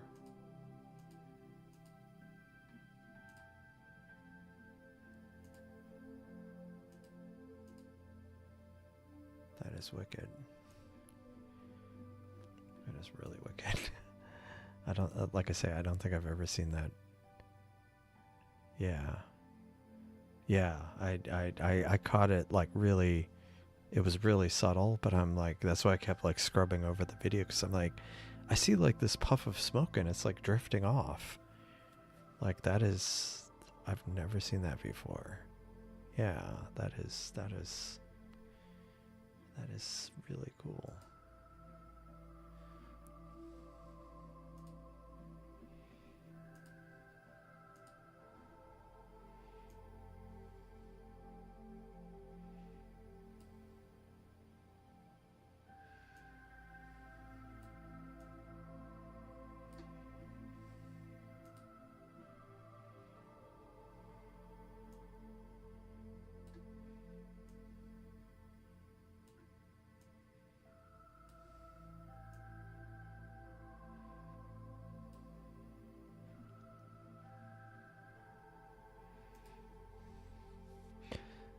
Yeah, it was subtle.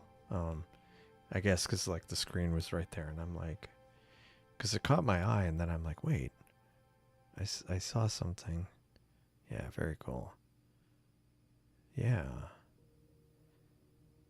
Heart Nebula, good question. It might be.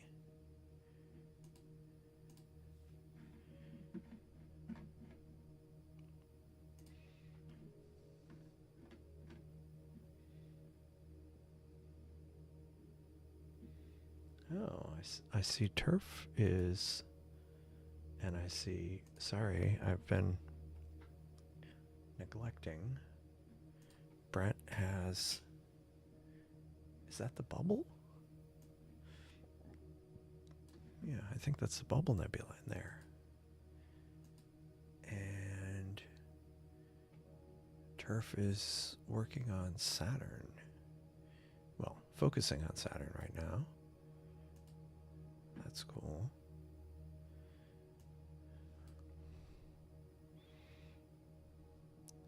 Malode 15. Let me see that. Let me look that up.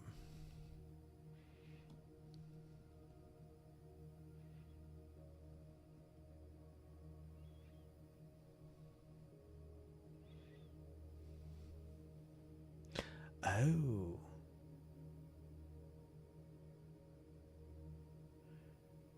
It's what I always call the heart of the heart nebula. It is above a building, so I could try. I could give it a try. Yeah, maybe I'll do that next. Yeah, lots of structure. Hello, Son Goku. Welcome. Yeah, that's... Thanks.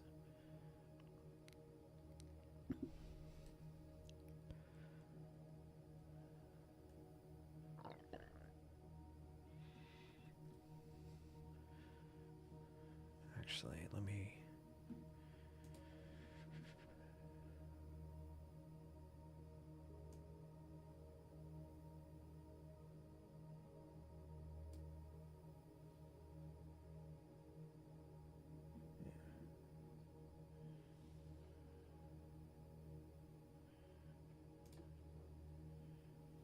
I see Saturn.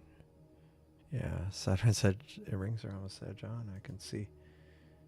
Turf has a nice, has a big scope.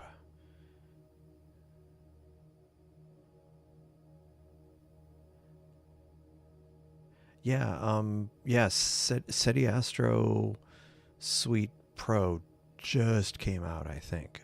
Like he just released the initial version of it. It looks really interesting. I mean, it's I mean the SETI Astro Suite is pretty neat. But he's definitely made some major changes. I haven't downloaded it yet, but it looks pretty cool. Maybe this weekend I'll try it out. But yeah, I mean the one thing based on the video or two I saw of it, it looks it has some good workflow things that I like. Yeah, layers, and he also has the it reminds me of like the PixInsight stuff where you can kind of drag and drop settings, but it's maybe because it's, I don't know, it seems simpler, but maybe because it's doesn't have the bazillion features that that PixInsight has. Yeah, definitely some tilting going on there.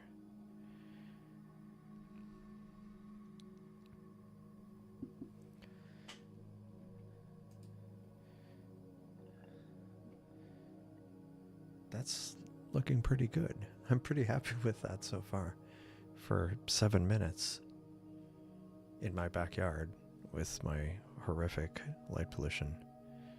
Yeah, well, I mean, I know in PixInsight it's all kind of, I mean, I didn't purchase it, but I had gotten the trial of it a while ago, like last year, and I used it a few times, and I know I didn't invest the time in it. So I was still at the phase where it's just like, what do I need to do to make my images not terrible? Yeah, trial. Yeah. No, I mean, the problem is it's like a 30-day trial, and I got all the kind of RC Astro plugins, and I was busy. I got really busy around that time, and so I barely used it. And then I think the SETI Astro or PixInsight was still working, like it was still in the trial phase, but then all the RC Astro plugins were also on trial and they expired, and so I'm like, and it was about to, yeah, I agree. I definitely want to. I'm gonna let this go a few more minutes. I'm trying to figure out how much time I have left before it gets to the Meridian, because that just wastes time for me.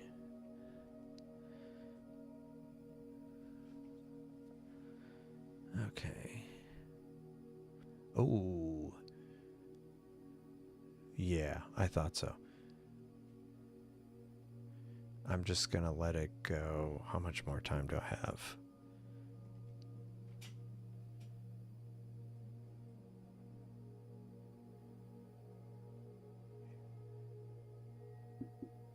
Yeah, I'm gonna start working on getting the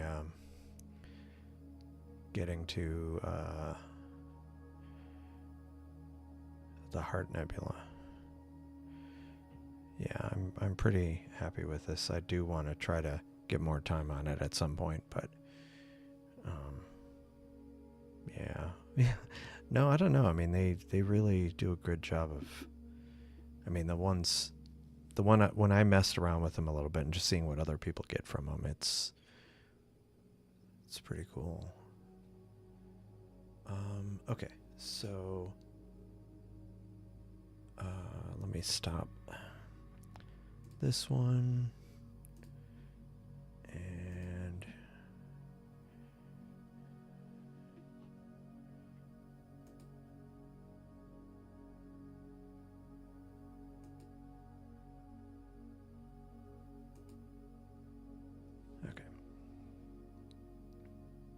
Yeah.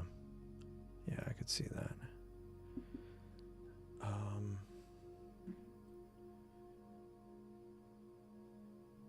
Yeah, so I want to go IC 1805.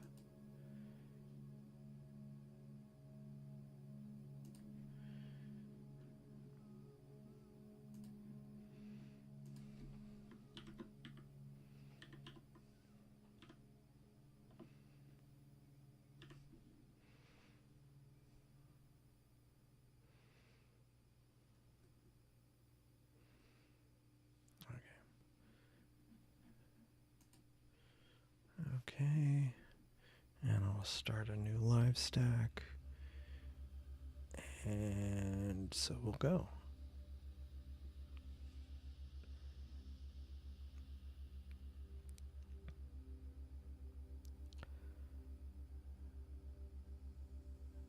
Yeah, speaking of lazy astronomer, yeah, it's funny. I'll spend tons of effort on programming, but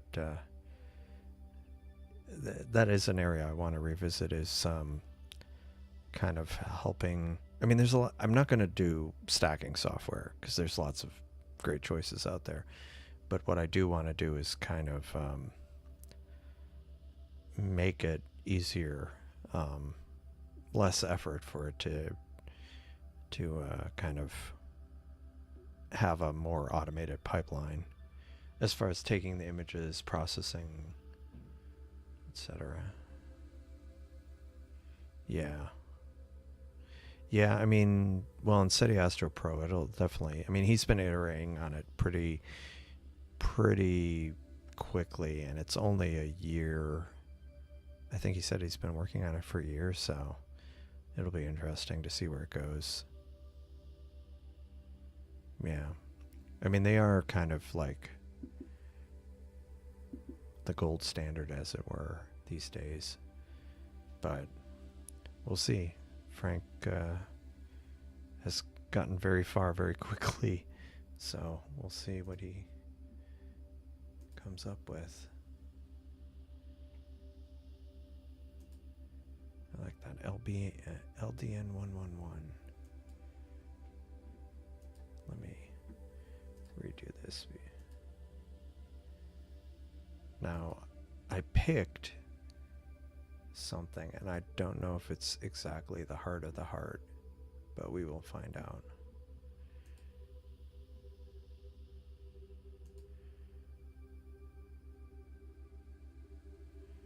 Let me check Stellarium.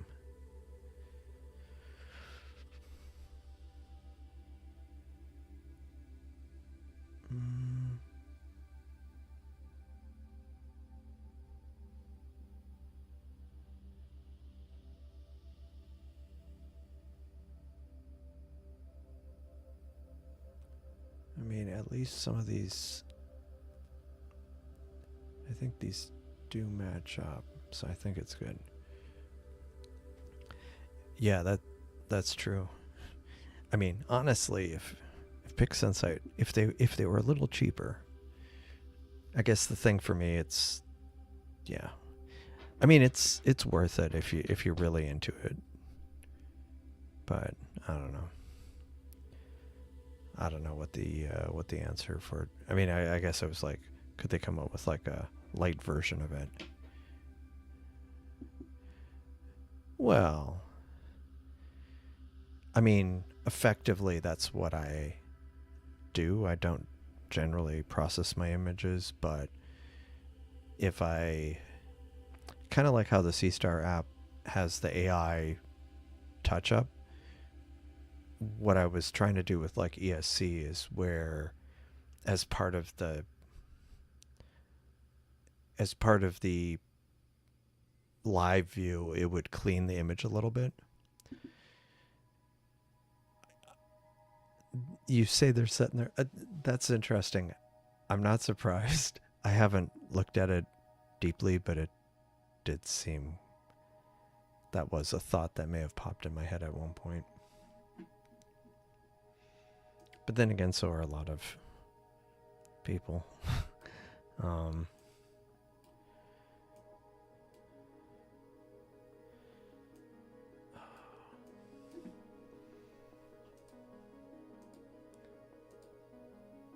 because I'm doing this through a remote desktop, sometimes the grabbing this bar isn't quite working like I would like it to. Now this might actually require a bit more time. I mean, it is pretty low in the sky right now, so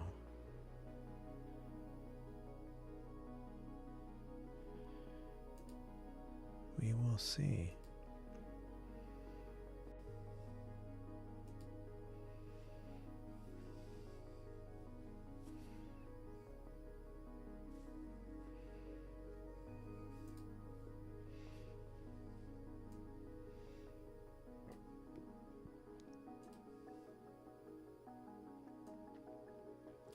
I need to, there's a few targets I know that I've seen cosmic ray imaging, and I try to take notes, and I see Brent has, or cosmic ray has this LDN 1111.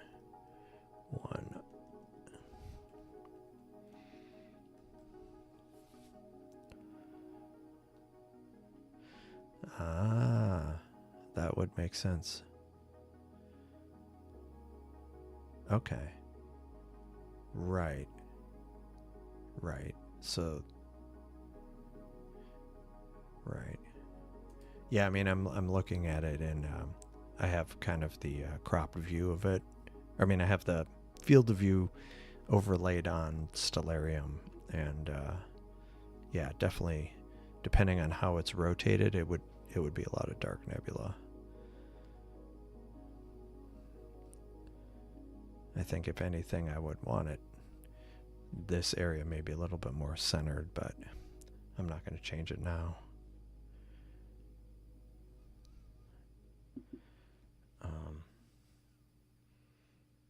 But yeah, that's interesting about the, it is interesting. So like if PixInsight was more for research and turned into image processing,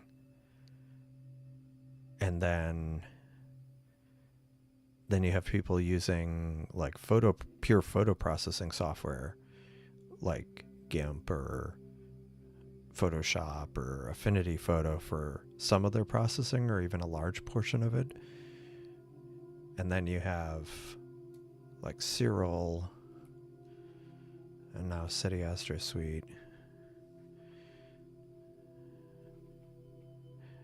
Yeah, I mean the results people get out of it. I mean, like with Wiley Site, the stuff he's getting is just is really impressive. Yeah, maybe I will stop it. It's just I've just got a few minutes on it. Yeah, 4 minutes. I mean, that's a nice thing is when I'm doing this, I can stop pretty quickly and not really feel like I'm losing a lot. Yeah, I'm just looking at the image. I think I'm going to move kind of this section to try to be up here. Yeah, maybe these stars towards the top even. If I'm reading this right. Yeah. Yeah. Yeah, I want to move all this kind of up. All right, so let's actually, let me shut off.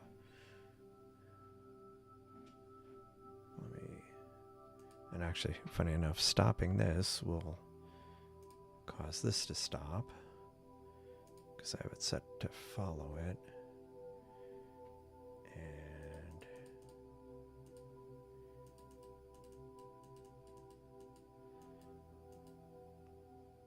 whoa, too much. My eyes. Sorry about that. Okay.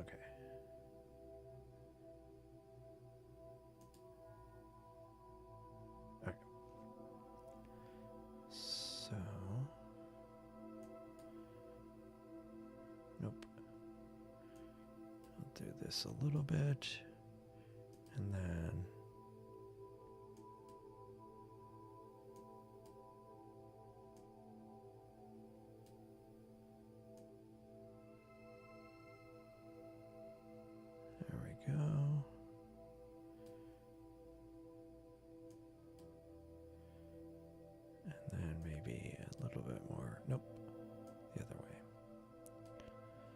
we'll see. Hello, Benji. Welcome. Thanks for joining.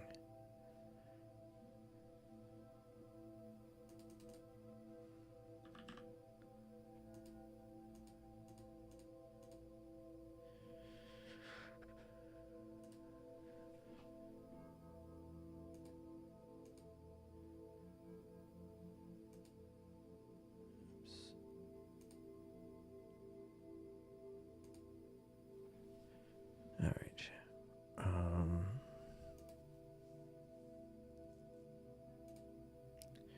I don't know why I did that because I already was on the right screen. Okay, so let's try that. And okay, cool. Cool. Yeah, that's based on what I'm looking at. I think that'll be fine. We will see.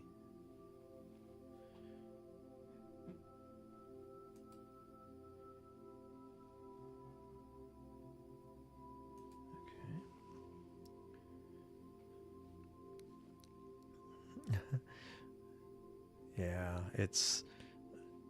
I mean, the problem is it would be easier if I had it hooked into something like Stellarium.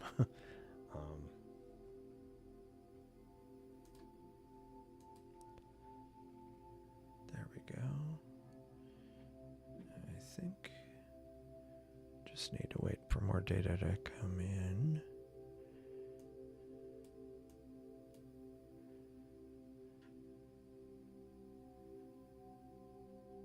Hopefully I have enough headroom here, but we'll see.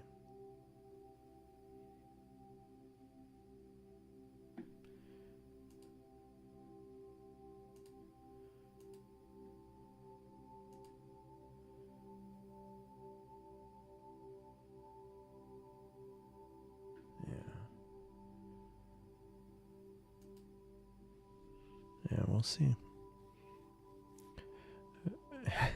Yeah, see, that's where having a camera rotator would make it really easy. Yeah.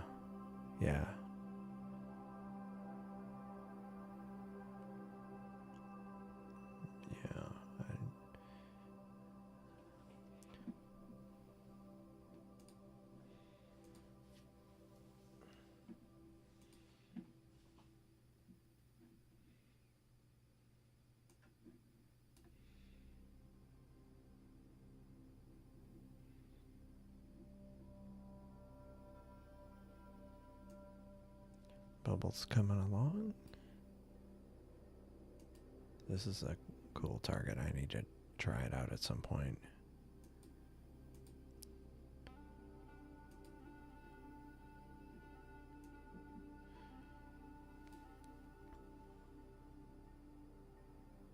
Oh, nice.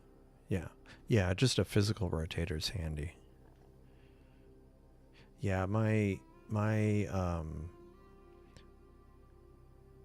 I'm trying to think. Actually, yeah, I do have a rotator, a proper manual rotator on the 75Q refractor, which is nice.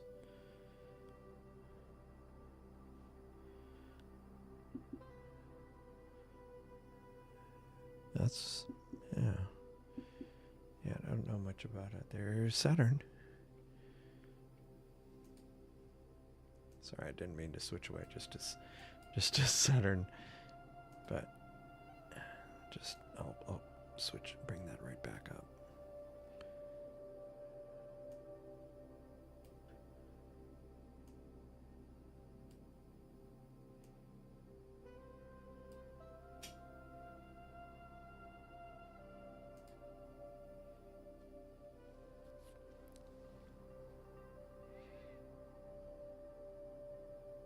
Oh, interesting. It's a doublet.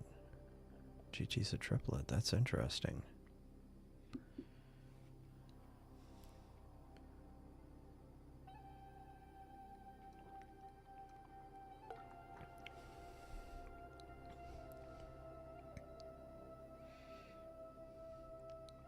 Yeah, I might give it an edge over the CS73.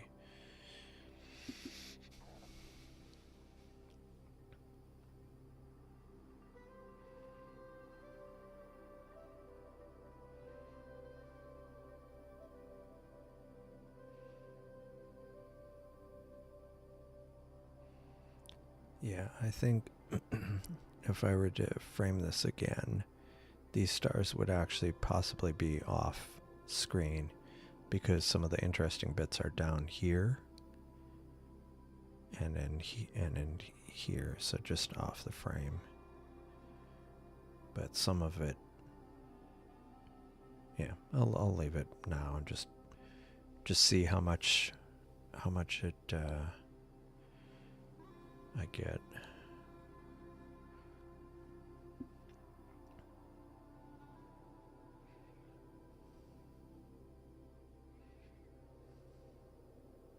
Or maybe not. Maybe I'm wrong. Maybe it is okay. Maybe the framing is where I want it to be. Ah, yeah, rotated.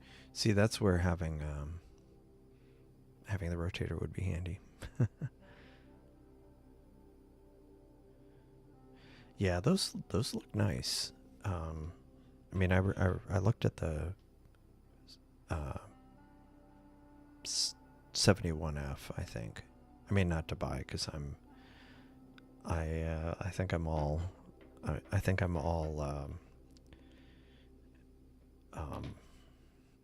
I don't think I'm getting another scope for a bit,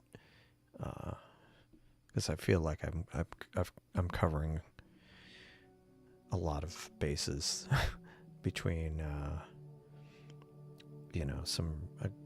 decent refractor, the Cassegrain for planets, the Newtonian, the Seestars, the refractor I use for solar stuff.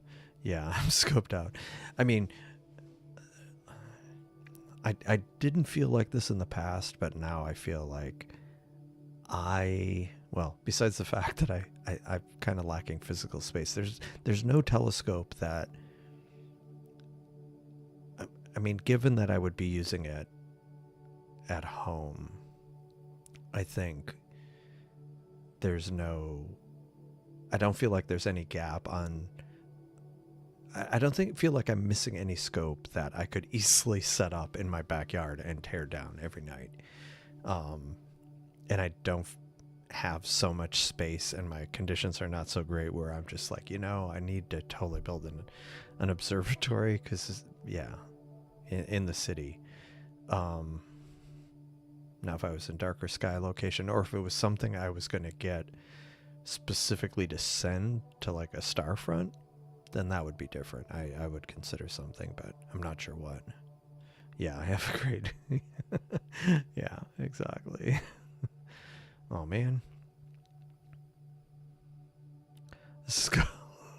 Seriously. Well, so I have the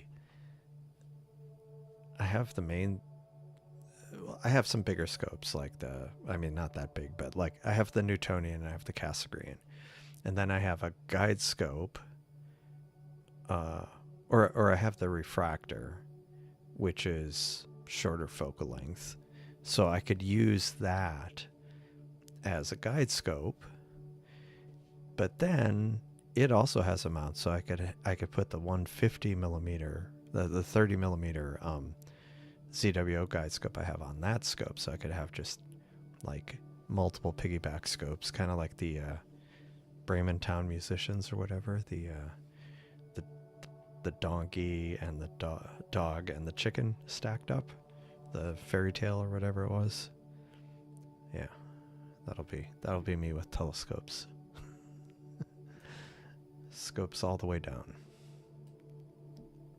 or all the way up.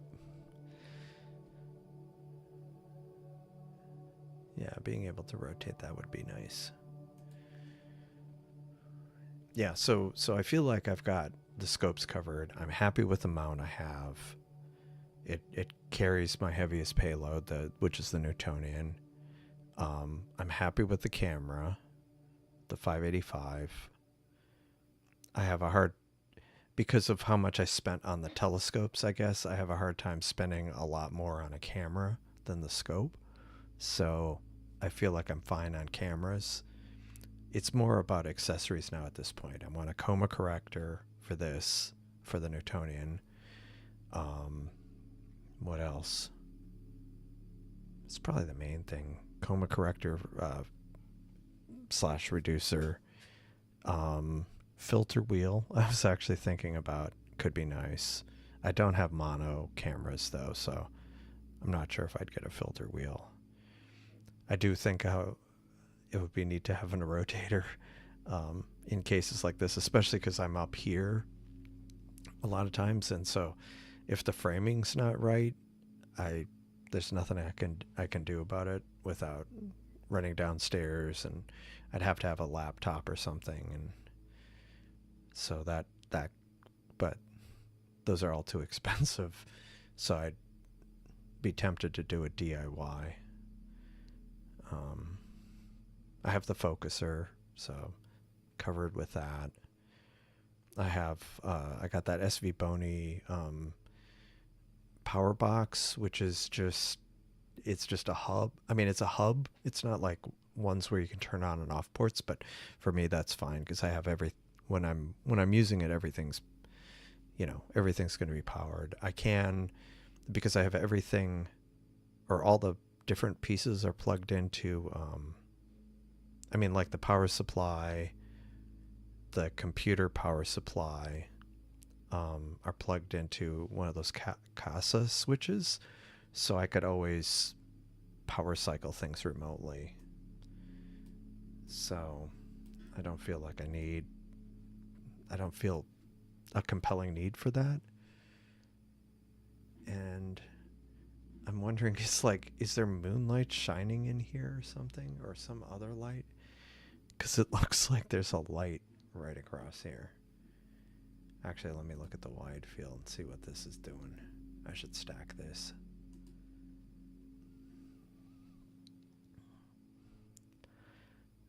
Yeah, Starfront in your backyard. Yeah, but not here. Now, all of that may change depending on, with the Houston Astronomical dark site, how that goes. Like, if I end up going out there a lot, that may change the calculation. Now, this doesn't have a filter, but man, look at that gradient. Got to get 100 more filters. Yeah, or a mini cam. A filter if you'd label it appropriately. Yeah. But again, a filter wheel, some of them are just so expensive, I don't know.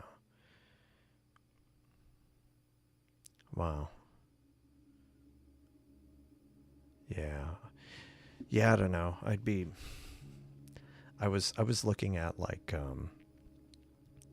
Player One and ZWO have a 5-slot 2-inch filter wheel for I think it's $300, both of them. It's about $300. Maybe I could get one used for a little cheaper. Maybe a next year kind of thing. Tube tech setup. Yeah. See, really, and we'll also see if things change going into winter, because who knows. But right now I feel like I've got a lot of things covered. And I don't have super wide angle. But then again, I can't do super wide angle. I don't have enough sky to do really wide angle. And I have camera lenses for that. So the one thing I had thought about, it would be accessories. And I've also thought about maybe astro modifying my mirrorless camera, because it is a full frame sensor. It was a cheap full frame, but it's a full frame sensor. And it's not cooled, but it's full frame. And I have the camera, and it would be a small fraction of the cost of getting a full frame astro camera. Oh, I should keep an eye out for that. I should start looking at that, because the filter wheel was one thing. I think the rotator too was another one, but I'd probably DIY that, because all the rotators were for something that, like I would pay $100 for one, kind of like how I was happy to pay, you know, $60 for the focuser, the Gemini focuser off AliExpress, but I'd be hard pressed to. Anyway, why is this gradient so horrible? Let me bring up these and let me investigate. I mean, I'm not going anywhere, but let me investigate, see why that might be so bad. Where's the moon? Oh. Wait a second.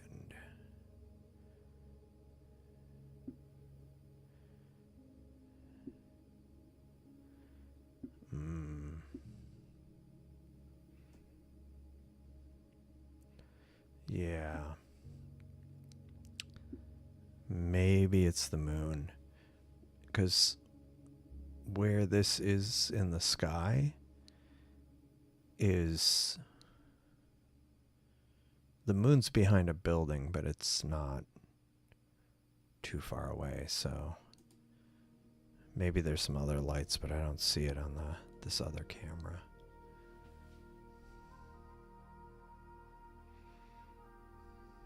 Maybe it is lights.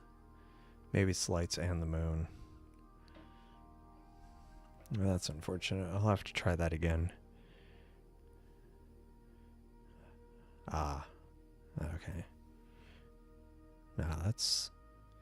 still, it's good. I need to keep an eye out for that. I also need to look at focuser DIY, not focuser, rotators. Because I think that would be...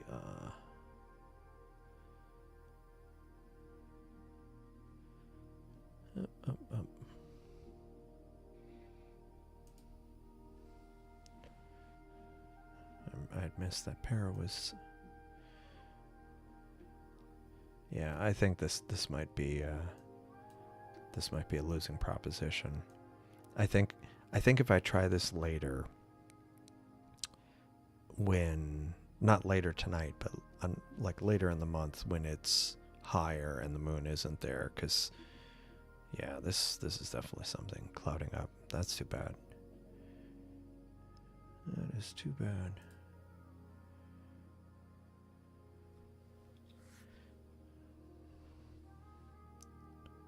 Oh man, that stinks. Yeah, so that is another thing I forgot. That is another thing I would consider replacing, is the focuser, and not because the focuser is... I haven't had any problems with it. I mean, for my purposes, I don't notice tilt. I'm sure if I looked for it, I might be able to find it. But the biggest problem I've run into is I have so much ambient light in my backyard that I think, or not I think, I have light leaks, and I thought they were the filter drawer, and there may be some related to the filter drawer, but when I took it was a couple nights ago, it was after dark, and I took my flashlight or the light on my phone, and was kind of shining it around, and it was the focuser. It was when I shined light at the focuser, it would just light up the camera, even though it was pointing away from the camera. Like the camera was behind and I was pointing the light that way, and it was, yeah. So I put like some gaffer tape around to try to shield some of it, but yeah, it's I think the focuser might be high on the list of things to replace. And maybe like for the Newtonian, like the upgrades, like Aiden was saying, you know, replace the vanes, maybe. It has knobs for collimation knobs on the main, on on the on the primary mirror. It doesn't on the secondary, so maybe I would add those, but those are cheap or relatively inexpensive, so I guess about the only thing I would probably on that scope, probably just the focuser. Yeah, well, and that's on the other hand, I should try it, but the problem is that giant squid won't fit in the frame. Even with the reducer, it wouldn't fit in the frame. I mean, if I had a bigger camera, it would fit in the frame, but time to lower your Bortle number. Yeah. And I was thinking that because, like, this wouldn't be a problem in a dark location because the, yeah, it definitely wouldn't be a problem in a darker location. Man, this is looking pretty good, pretty bad.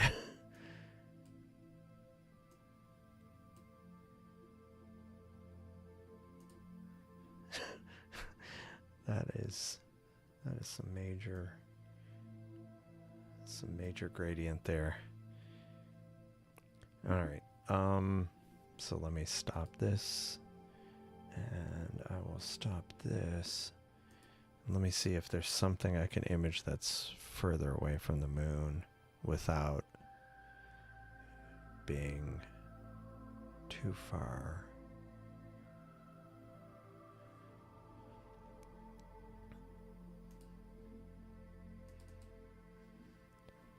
Drizzle does not like your data. That stinks. Just move to Fort Davis. Or both. I could do both. Yeah, no, I mean, Fort Davis is, I really like Fort Davis. Oh, debearing issue? That's interesting.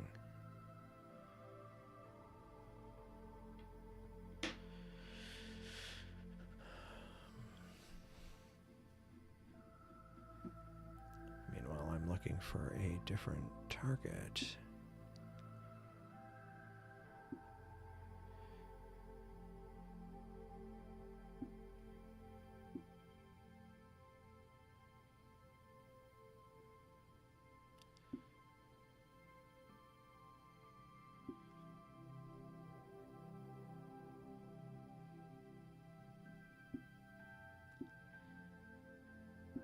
That be?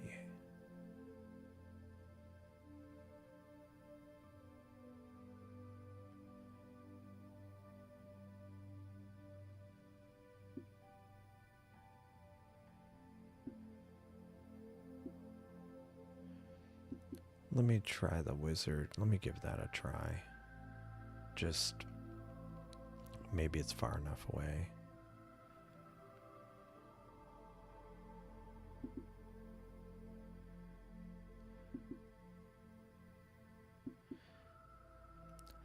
Yeah, so the good thing is if I end up live streaming Friday night, the moon will just be that much more out of the way, and I can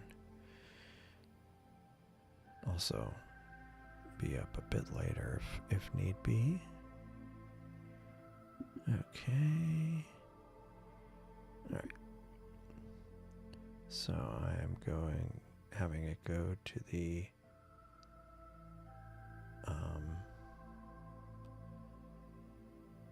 Wizard Nebula, so we'll see how that works.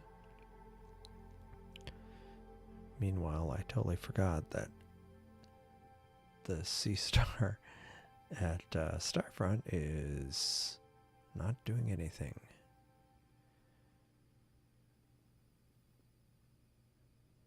Or is it? Did I stop it?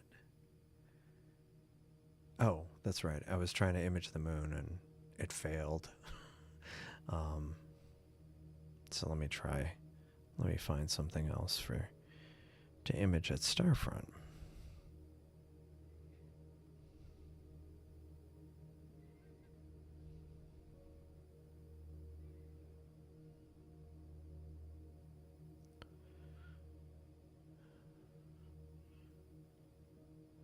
Yeah, yesterday I did kind of the Cygnus wall, and I also tried to do the Orion Nebula, but I guess they had clouds going through Starfront, so wasn't able to get that.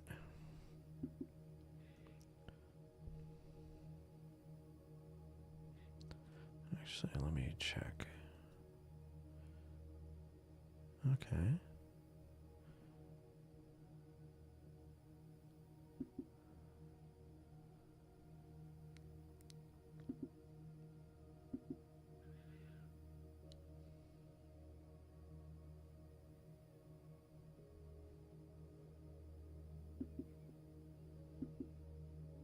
Oh, wow.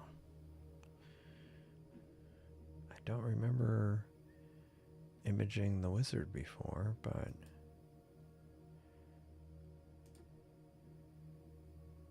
that's with 2 frames. Let me...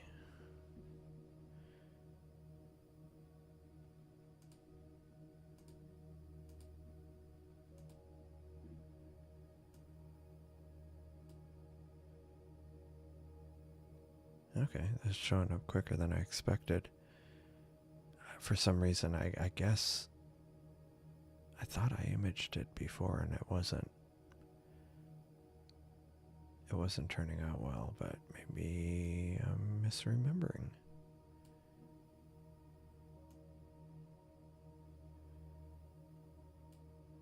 All right, I'll let that go.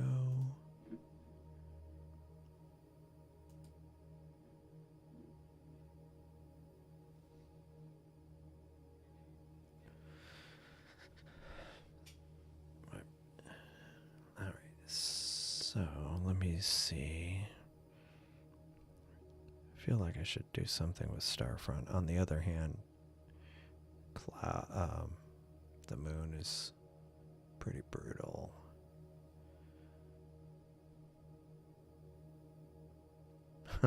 Yeah.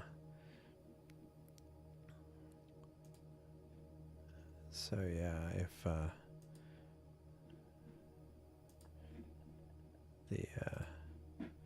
moon is looking a bit, it's looking a bit rough there. Yeah.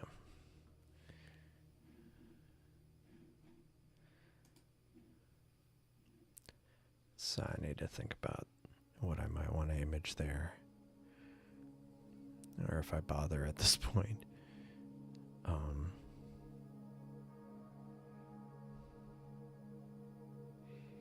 Yeah, like Cosmic Ray said, I need to have a target picker.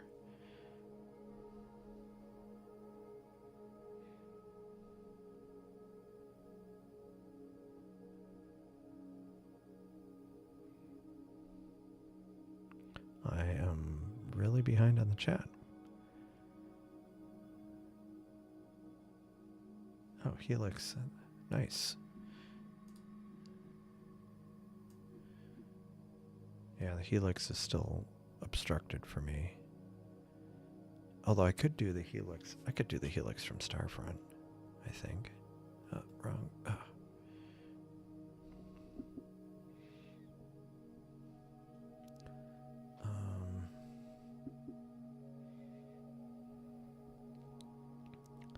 The Helix is...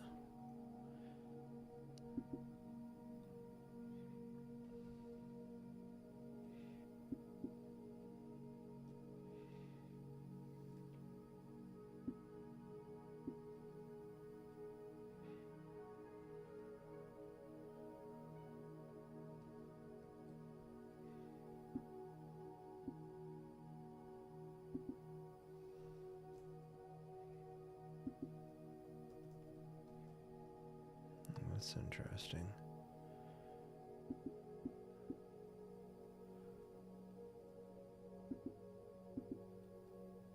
Okay.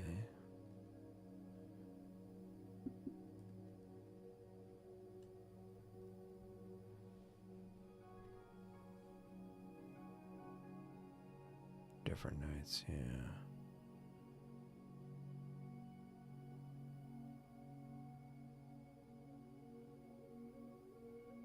We're off to see the wizard.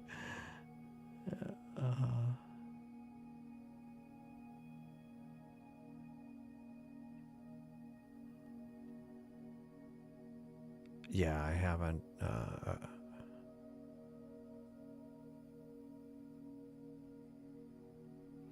I mean, I did. I think I did two.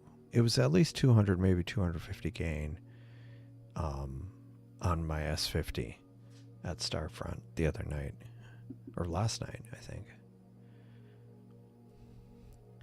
You know, this is weird. There's some weird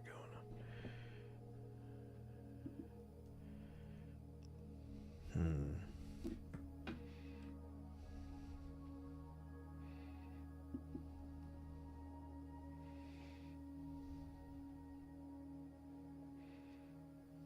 Yeah, hold on a second here. I've got some issue.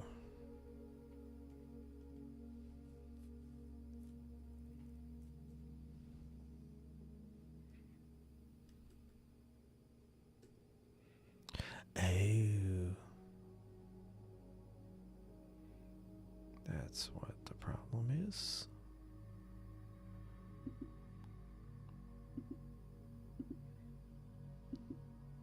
There we go.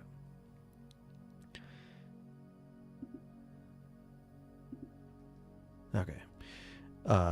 What happened is I was also remoted into the Windows computer from my laptop, and the Windows remote software was grabbing the keyboard, and so like the keys were dead, and I'm like on my laptop, and I couldn't figure it out. It was a skill issue.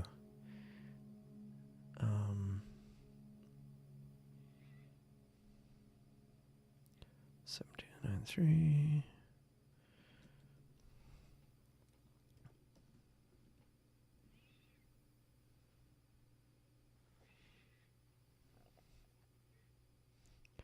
Actually, so funny you should mention that. I'm going to go to the Helix Nebula, and I'll do 200 gain on the S50.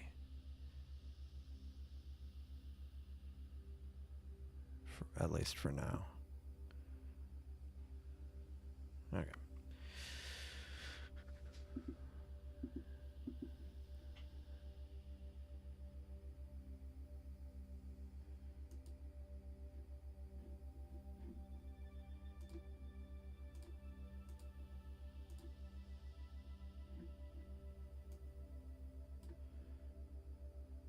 Yeah, there's still massive gradient here.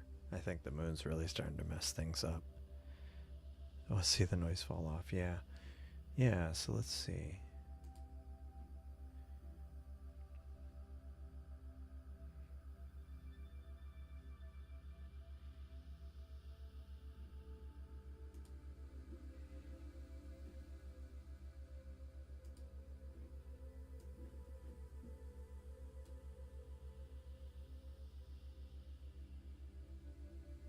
Don't tell me.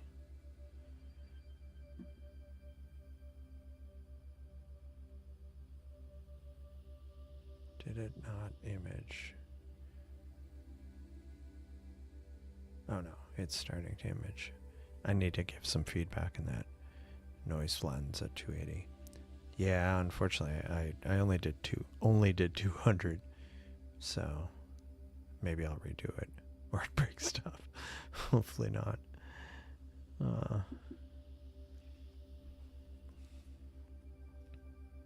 There we go. And again, I don't know why the go-to is offset. Like well, I have a theory. It's the calculation's wrong for J now to.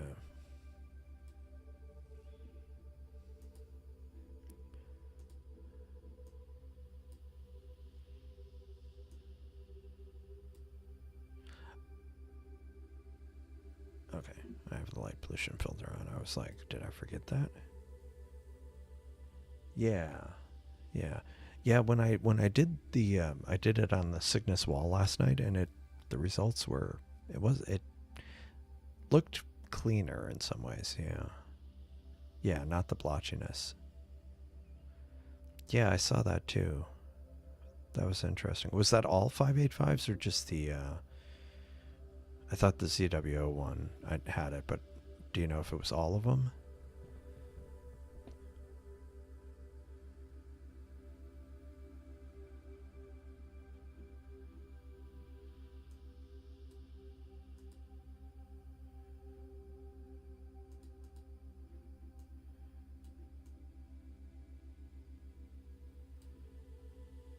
Okay.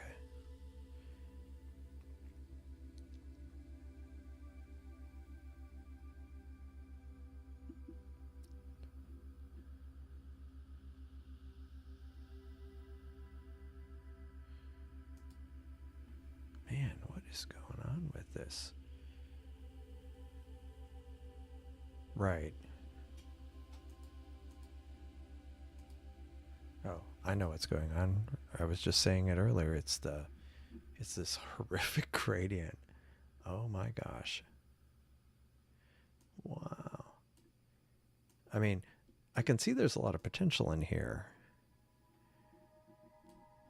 Just, I need to do it when the moon's not like, it has the fake high contrast mode. Oh man. Oh, interesting. Oh boy. Carmen wants to sing about that rainbow. Yep. Actually, let me see. What did I start stacking this one? No, I didn't. I bet this would be pretty comical if I did it.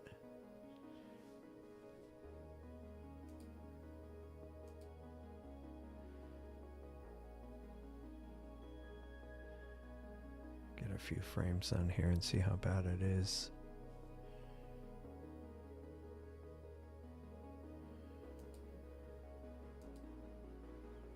Yeah.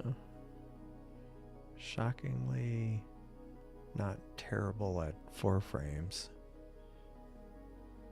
But I have a feeling it's going to fall apart quickly. I mean, I can already see the green over here. And if maybe I stretch it a little bit, I'm sure it'll make it worse. It's not too bad. Oh, that's not good. Is that the one that came out with 2.6 or whatever version?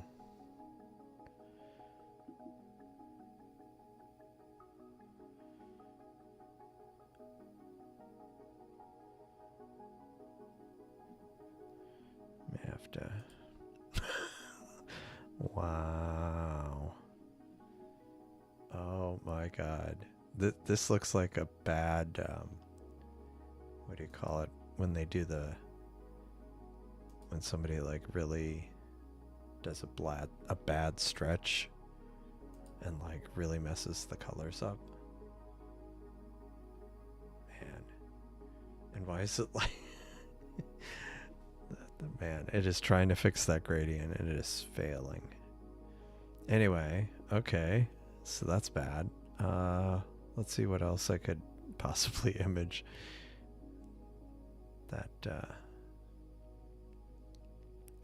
Let me see how this is doing. This is doing okay. Not too bad. Moody. Nice. Yeah, went from the wizard to the witch of Oz. I like that. The green and yeah. Anyway, let's see, what can I image?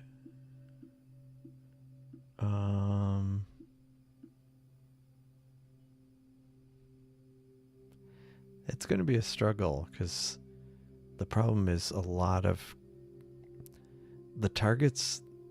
The problem is the moon is just rising. The place where it's rising from is probably about the worst, because the things to the north I can't image.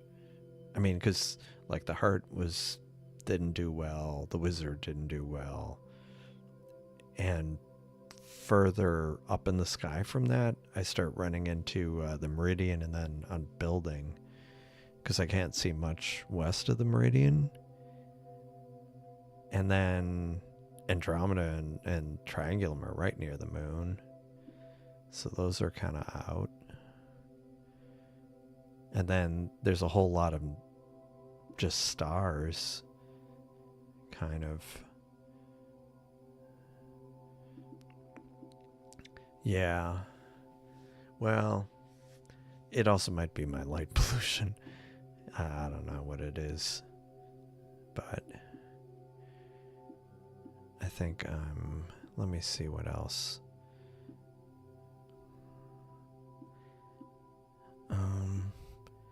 I could just go ahead and try to go on image on the other side of the meridian. Have I ever imaged that? Let me see. Yeah, it's kind of small.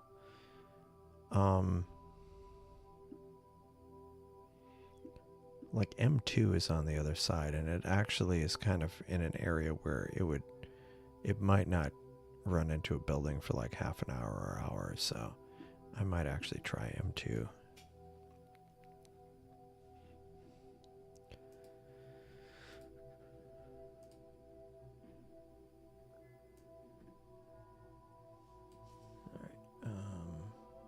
Cool. So let me try.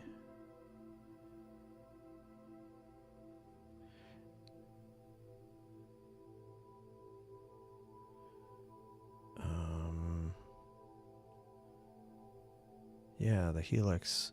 I mean, Cosmic Rays is further ahead than mine, and it looks pretty nice. Actually, not that much further along. 51 frames. Although they might be, are they 20-second frames? So let me try.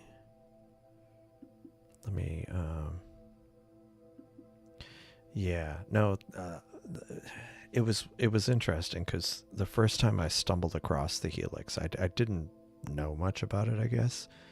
I was actually surprised because it's such a nice, it's a pretty big target and it's pretty bright, and I was, I guess, surprised it wasn't a Messier object. Yeah, it's pretty far south. It's minus 20 declination, so it would be pretty low for a lot of people. Ah, nice. Red moon last night. That's cool. Greetings, Oberst. Yeah. Awful seeing. Yeah. I mean, that can be. Okay. What I was gonna go point. Wow, it's gotten even worse. I'm just gonna quickly bring up the wizard. Man, that is. It's almost like turned into false color. Oh my. Let me switch away so people don't have to stare at that any longer. Wow, that really went off the rails. My eyes.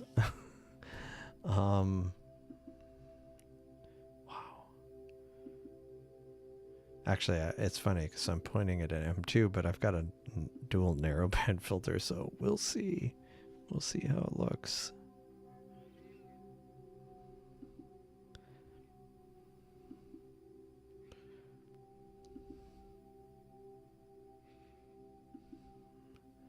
All right.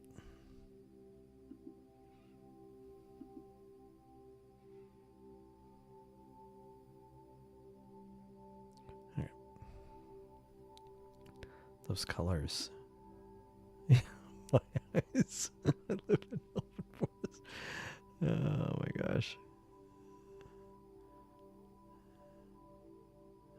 Why can't you get trees? Yeah, that's a drag. I live in an Elven Forest. Yeah. Yeah,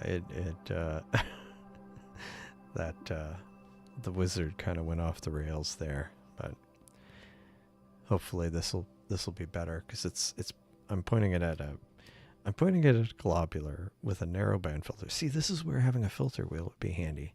I could just, like, swap it out, so I'm not trying to image a globular cluster with a dual narrowband filter. Yeah. But I can't. The price on those is just too much. No, I take it back. The filter wheels, I think I would be willing to pay that. But it was the rotator that I wouldn't, that I'm kind of would be hard pressed to pay that. Okay.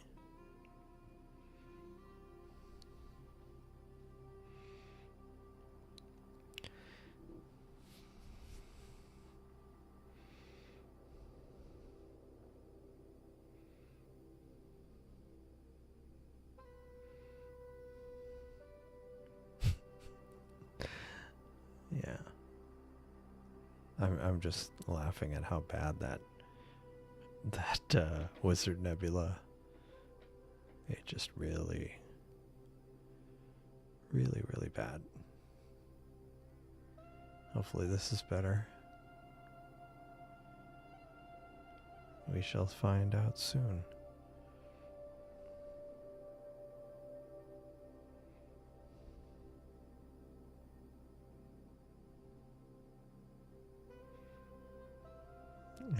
Astro kind of stake away.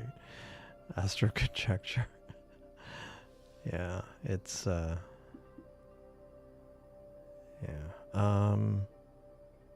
Okay, let's see how it is. Okay. Oh, somehow I made it a 19-second exposure instead of 16. That's kind of an odd number. I was like, why is it 19?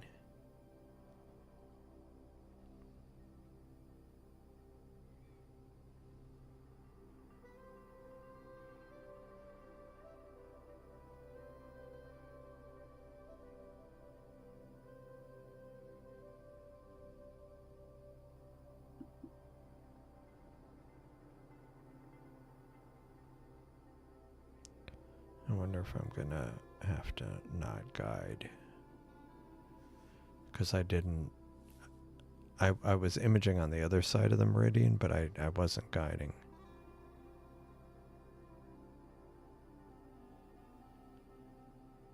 So I never, yeah, it's losing it. But I can just have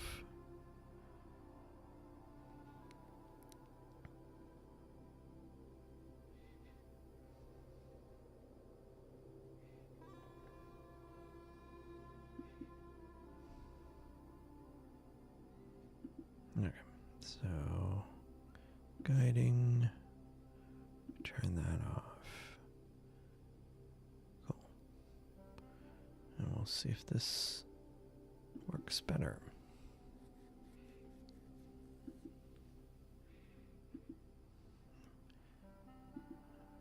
Always something.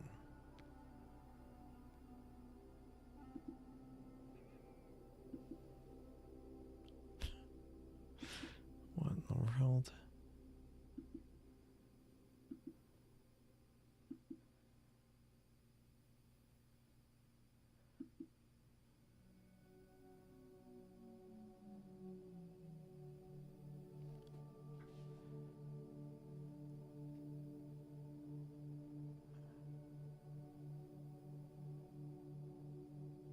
I turned off guiding, but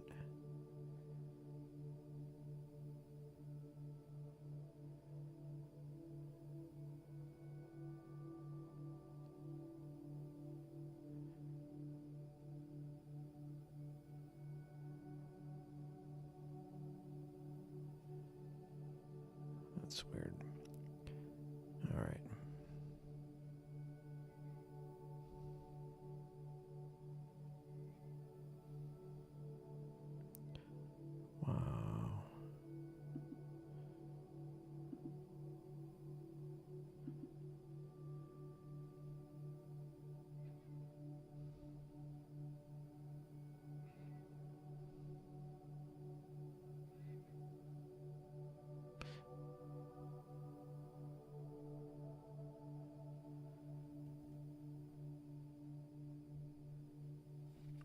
Hmm.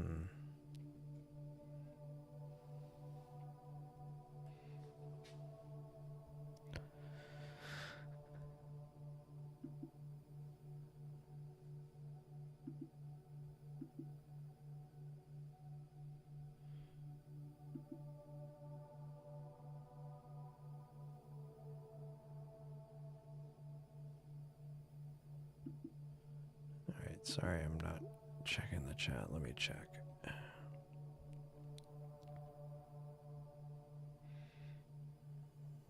Avert your eyes. Nice. The marvelous misadventures of Flapjack. Moon screen. Well, good night, Cosmic Ray. Thanks for sharing your scope. Yeah, that is pretty. I mean, you got a good helix there, but yeah, that moon there. I'm on the struggle bus here too. I'm struggling with moon.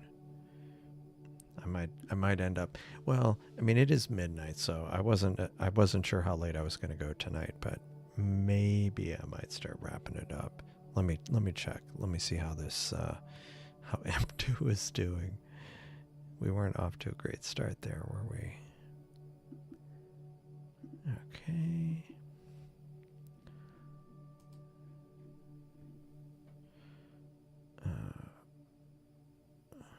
Okay, and okay.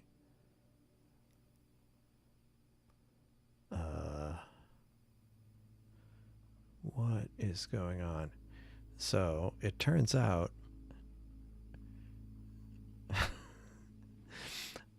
stars do not make for good broadband targets.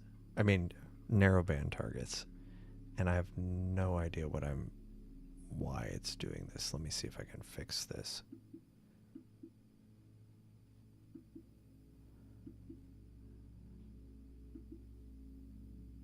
Nope. There's something really weird going on here. Actually, what I should do is just switch to the broadband camera. I'll try that. See, that's why I need a filter wheel.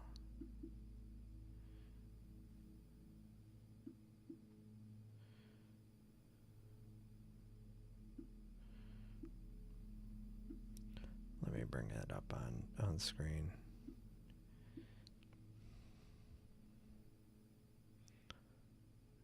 Yeah, I know how that is. This green thing looks cool. Yeah, actually, so let me bring this up. Okay, so this is M2 on the wide camera, so looks okay. But then, so let me make it full width. Yeah, it's cool. It's a very wide angle view. But let's look at what the narrowband has done to it. Well, it's not necessarily the narrowband. It's just that it's stacking the data, but there's very little data here. And it's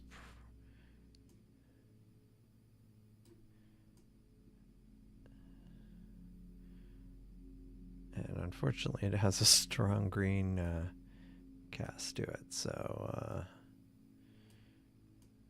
it's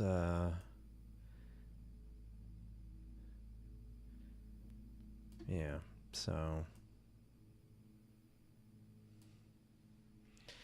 that's not working well. But the wideband looks fine. Let me see if there's some other target I can do just that's not so like a narrowband target.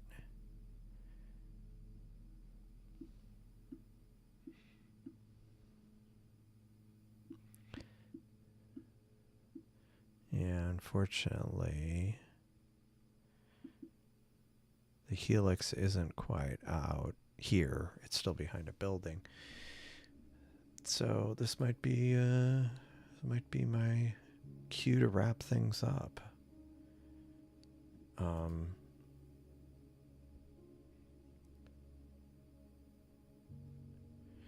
Yeah, so I think I will wrap things up for tonight. Thanks to everybody for joining. Thanks to Cosmic Ray and Jeff, and I need to keep notes. Everybody who shared their screen on Discord that I was able to bring in Turf. I probably, let me double check the weather. It looks like tomorrow will be good here, but I'm not going to do a live stream. I might stream to Discord. Friday is still looking good here. And so if that holds, I'll do a live stream Friday night. Tomorrow's good at Starfront. It looks like Friday will be good at Starfront. So assuming it's good on Friday evening, I'll do a live stream. I'll do this setup again with the moon will be that much more out of the way. I'll have Seestar and the Newtonian going, and maybe I'll try again some of those targets that ended up having issues. Yeah, thanks for joining, Star Traveler, and I think I will leave it at that. Hope to see you all next time. Clear skies. Yeah, smell you later. Thanks to Dare Oberst, and thanks Benji, and Star Traveler, and Aiden, and yeah, thanks, and Para, and hope to see you all next time. Take care.